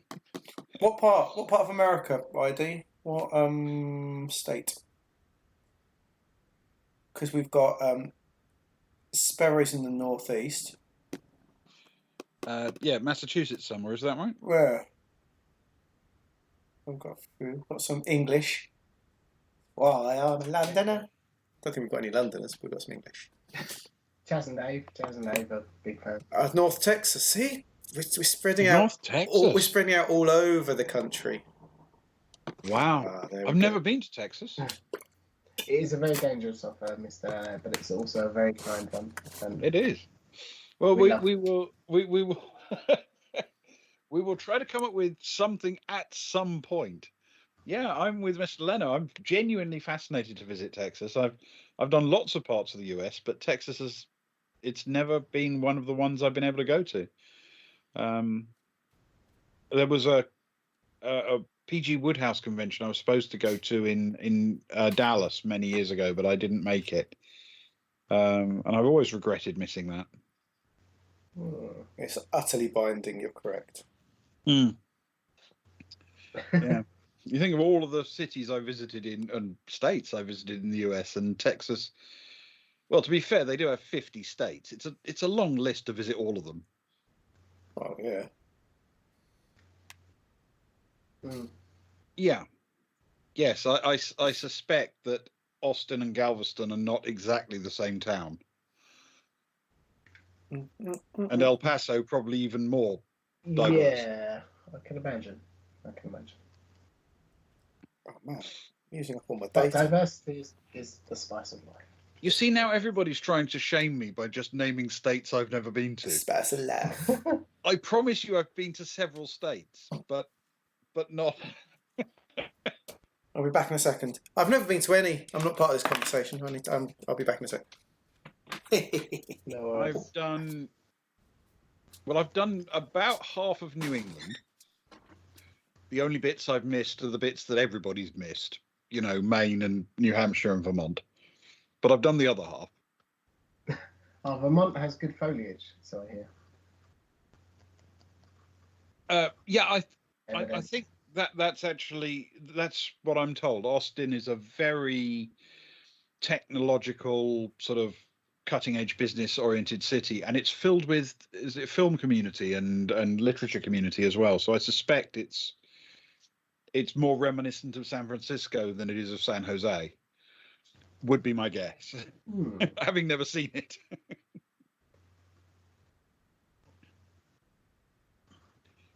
But yeah, it's interesting. I've done most of the East Coast, but only as far down as South Carolina. But I've done all of the East Coast down that far. Again, except for Maine and New Hampshire, but nobody lives there, and there's no point. If you actually wanted to see Maine, go to Toronto instead. It's like Maine, but better. And then I haven't done all of the middle, but I've done chunks of it. Quite a number of states in the Midwest, and a fair chunk in the West as well. But I've never done the sort of Gulf Coast, and though I've been as far south as Los Angeles, never further south to the Mexican border. But I must confess, as a traveler, the one genuine regret I have in my life, I've never set foot in the Southern Hemisphere. Not once. And I'd love to. I think that would be a really interesting trip, you know. Yeah, definitely. And I agree. I have not set foot in the Southern Hemisphere either, as far as I'm aware. Yeah, there's I'd love to do that. Yeah, there are substantial chunks of South America and Southern Africa that are south. Then, I mean, there's Australia, but I've been to Essex, and as I'm told, it's basically the same. Is Malaysia Southern Hemisphere? No, God no. Oh, far north. Oh no. So I've never been there. Because I lived in Japan, but that's not. And Japan's very north. Yeah. Japan's like the same latitude as, I don't know, Gibraltar or something. Yeah. That's that sorted then, right? The first boys from the Baltic Star con is somewhere in the Southern Hemisphere. Somewhere we've narrowed it down to one entire hemisphere. The half the world. Yeah. Yep. We're pretty much there. Okay, we're good. We're narrowing it down. We can keep working. The summer of love can be a summer of working out exactly where it's going to be through process of elimination. Yes. We'll get there eventually. Malaysia's very tropical. It's got to be close because every day is about 30 degrees. I think I'm right in saying the equator runs pretty much through the middle of Indonesia. Let's have a look. So Borneo's quite north for Indonesia, isn't it? So I would think the equator's got to be... Oh, no, it's just above it. It's just above it. Literally, we're talking a few miles. Because it does run through Indonesia, but Malaysia's very close to it. Yeah, it does run through Indonesia, but Malaysia is, loosely speaking, north of Indonesia. Yeah, it's just above. My favourite Japan fact is that its closest country is Russia. Which is kind of crazy, because I remember when I flew up there for the first time when we were moving, and you just spent most of the flight over Russia, and then China. Ooh. And it's ridiculous. It's like, oh, there's Europe. We've done that in an hour. Oh, there's the Middle East. We've done that in a couple. Okay, for 3/4 of the flight, it's Russia and then China. And you just don't realise how big these places are. Yeah. Well, it goes hand in hand with how skewed maps are, I guess. You know, the map of the globe is not an accurate representation of the map of a spherical world laid out in a rectangle. Yeah. It is really weird. Greenland is I much do, smaller. however, have a favourite. Australia is much bigger. It's not really a fact, but my cousin Holly lives in Erie, Pennsylvania. So all of our American viewers will say hi to her when they pass her on the way to the shops, no doubt, because US has to be the same size as like a tiny village in France. Anyway, when I was at school, I used to refer to this comment that she made about the fact that she was so fast a driver that she could drive from New York to Ohio in half an hour. And because nobody in Europe has any idea what New York means in terms of a state, and nobody has any idea where Ohio is, they don't realize that you can actually literally drive from New York to Ohio in half an hour. You really can. You actually drive through Erie, Pennsylvania to do it.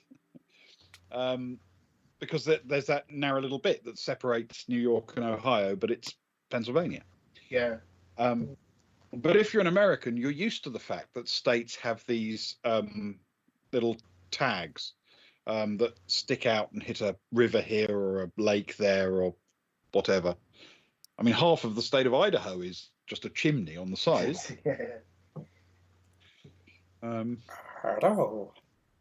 Yeah. And didn't Florida used to include like most of the Gulf of Mexico, and then it was given to the other states to the west of it over time?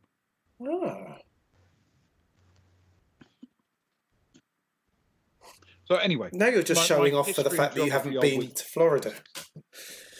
I've never been to Florida. Exactly. So now you're just oversharing to cover that up. I would. I think it's fair to say there is nowhere on earth that I haven't been that I would not want to go, if you know what I mean. There are places I've already been that I would think, I don't want to go there again. I don't really want to go back.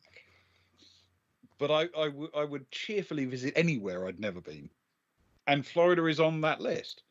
And obviously, I watch American TV and American movies, and I'm in touch with American literature, and I have American relatives. And all of them tell me that Florida is a very, very, very bad place to be. But I'm prepared to make my own mind up. It's got the dolphins. And to be fair, Dolphins. regardless of the place, I think you can always find something there that is, especially in a place as vast as America, that is of interest to you. You know, the International Space Center is, or the Space Center, Cape Canaveral, the Rocket Garden is all amazing stuff. You know, it is a piece of human history that you wouldn't find something like that relatively interesting, regardless of your. And you're going to find like a weird, quirky cafe, restaurant, mom and pop outfit in Tallahassee, which becomes the most friendly, most welcoming, loveliest place to have a breakfast or something. You know, everywhere you go, you find something you just love. Speaking about things we love, I'm afraid bed needs to be at the top of that list soon. I've got to kind of get up tomorrow. I've got a cricket match, and the streams run through here, so I have to kill the stream, sadly. You've got to go. You're playing cricket and not buckyball. No, it's what cricket. It's what buckyball was in its early years before it became the sport we know and love now. Would you say heyday or? I'd say uncomfortable birth. Before 0G made it much less painful on the knees. Cricket does hurt. Imagine being a 40-year-old cricketer playing in 0G. I could do it for you. I could do it till I'm 80. Luke, I'd love it. that. My knees wish for such a time. Oh, Ben, before we go, you need to tell a joke. Okay, well, normally, and this is going to be no exception, I don't tell jokes, I tell limericks. So you're just going to have to live with that. I'm sorry. Which are equally as funny. In fact, more so funny than any joke I've ever told. More well constructed. Okay. Having said that, let me work this out. Oh, no. Where are we? Okay, got it. So, And then you and limerick. Oh, and then me. Boo. Limerick. This relates just a couple of episodes ago. So if you've been paying attention, you will know the moment we're talking about. One evening, the travellers hove to in a beautiful cove with a forested shore and ruins to explore and giant killer bats by the drove. Oh, the killer bats. Fine work as always. Anyway, apologies, it's not really a joke, but you always get a limerick. Oh, go on then, you, and you're next up. Oh, I'm next. Are you sure about that? Yeah, that was the Definitely order. in the order. It was the order. The order in which. You don't, Len. I got to go. I got bed. Goodness sake, I'm making it more expensive. Yeah. I've got the power. You should. 10,000 By the for a power joke. vested in me. By the power invested, 10 grand for a joke. Yeah. We were. In fact, my previous joke was telling things about the conversations that we'd often have before our chats and how that often involved family life. Just today, I was telling Ben and Luke how about an hour before the stream, I was out playing frisbee with my daughter in the garden, and I kept wondering why the frisbee was getting bigger and bigger and bigger, and then it hit me. No one. And my one's a lot shorter. Did you know I only know 25 letters of the alphabet? I don't know why.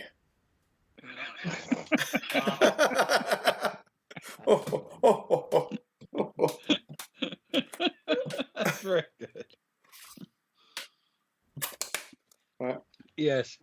Excellent. There you go for all of you. We've finished with 3. We are going to finish now, so don't buy anything because it will get lost.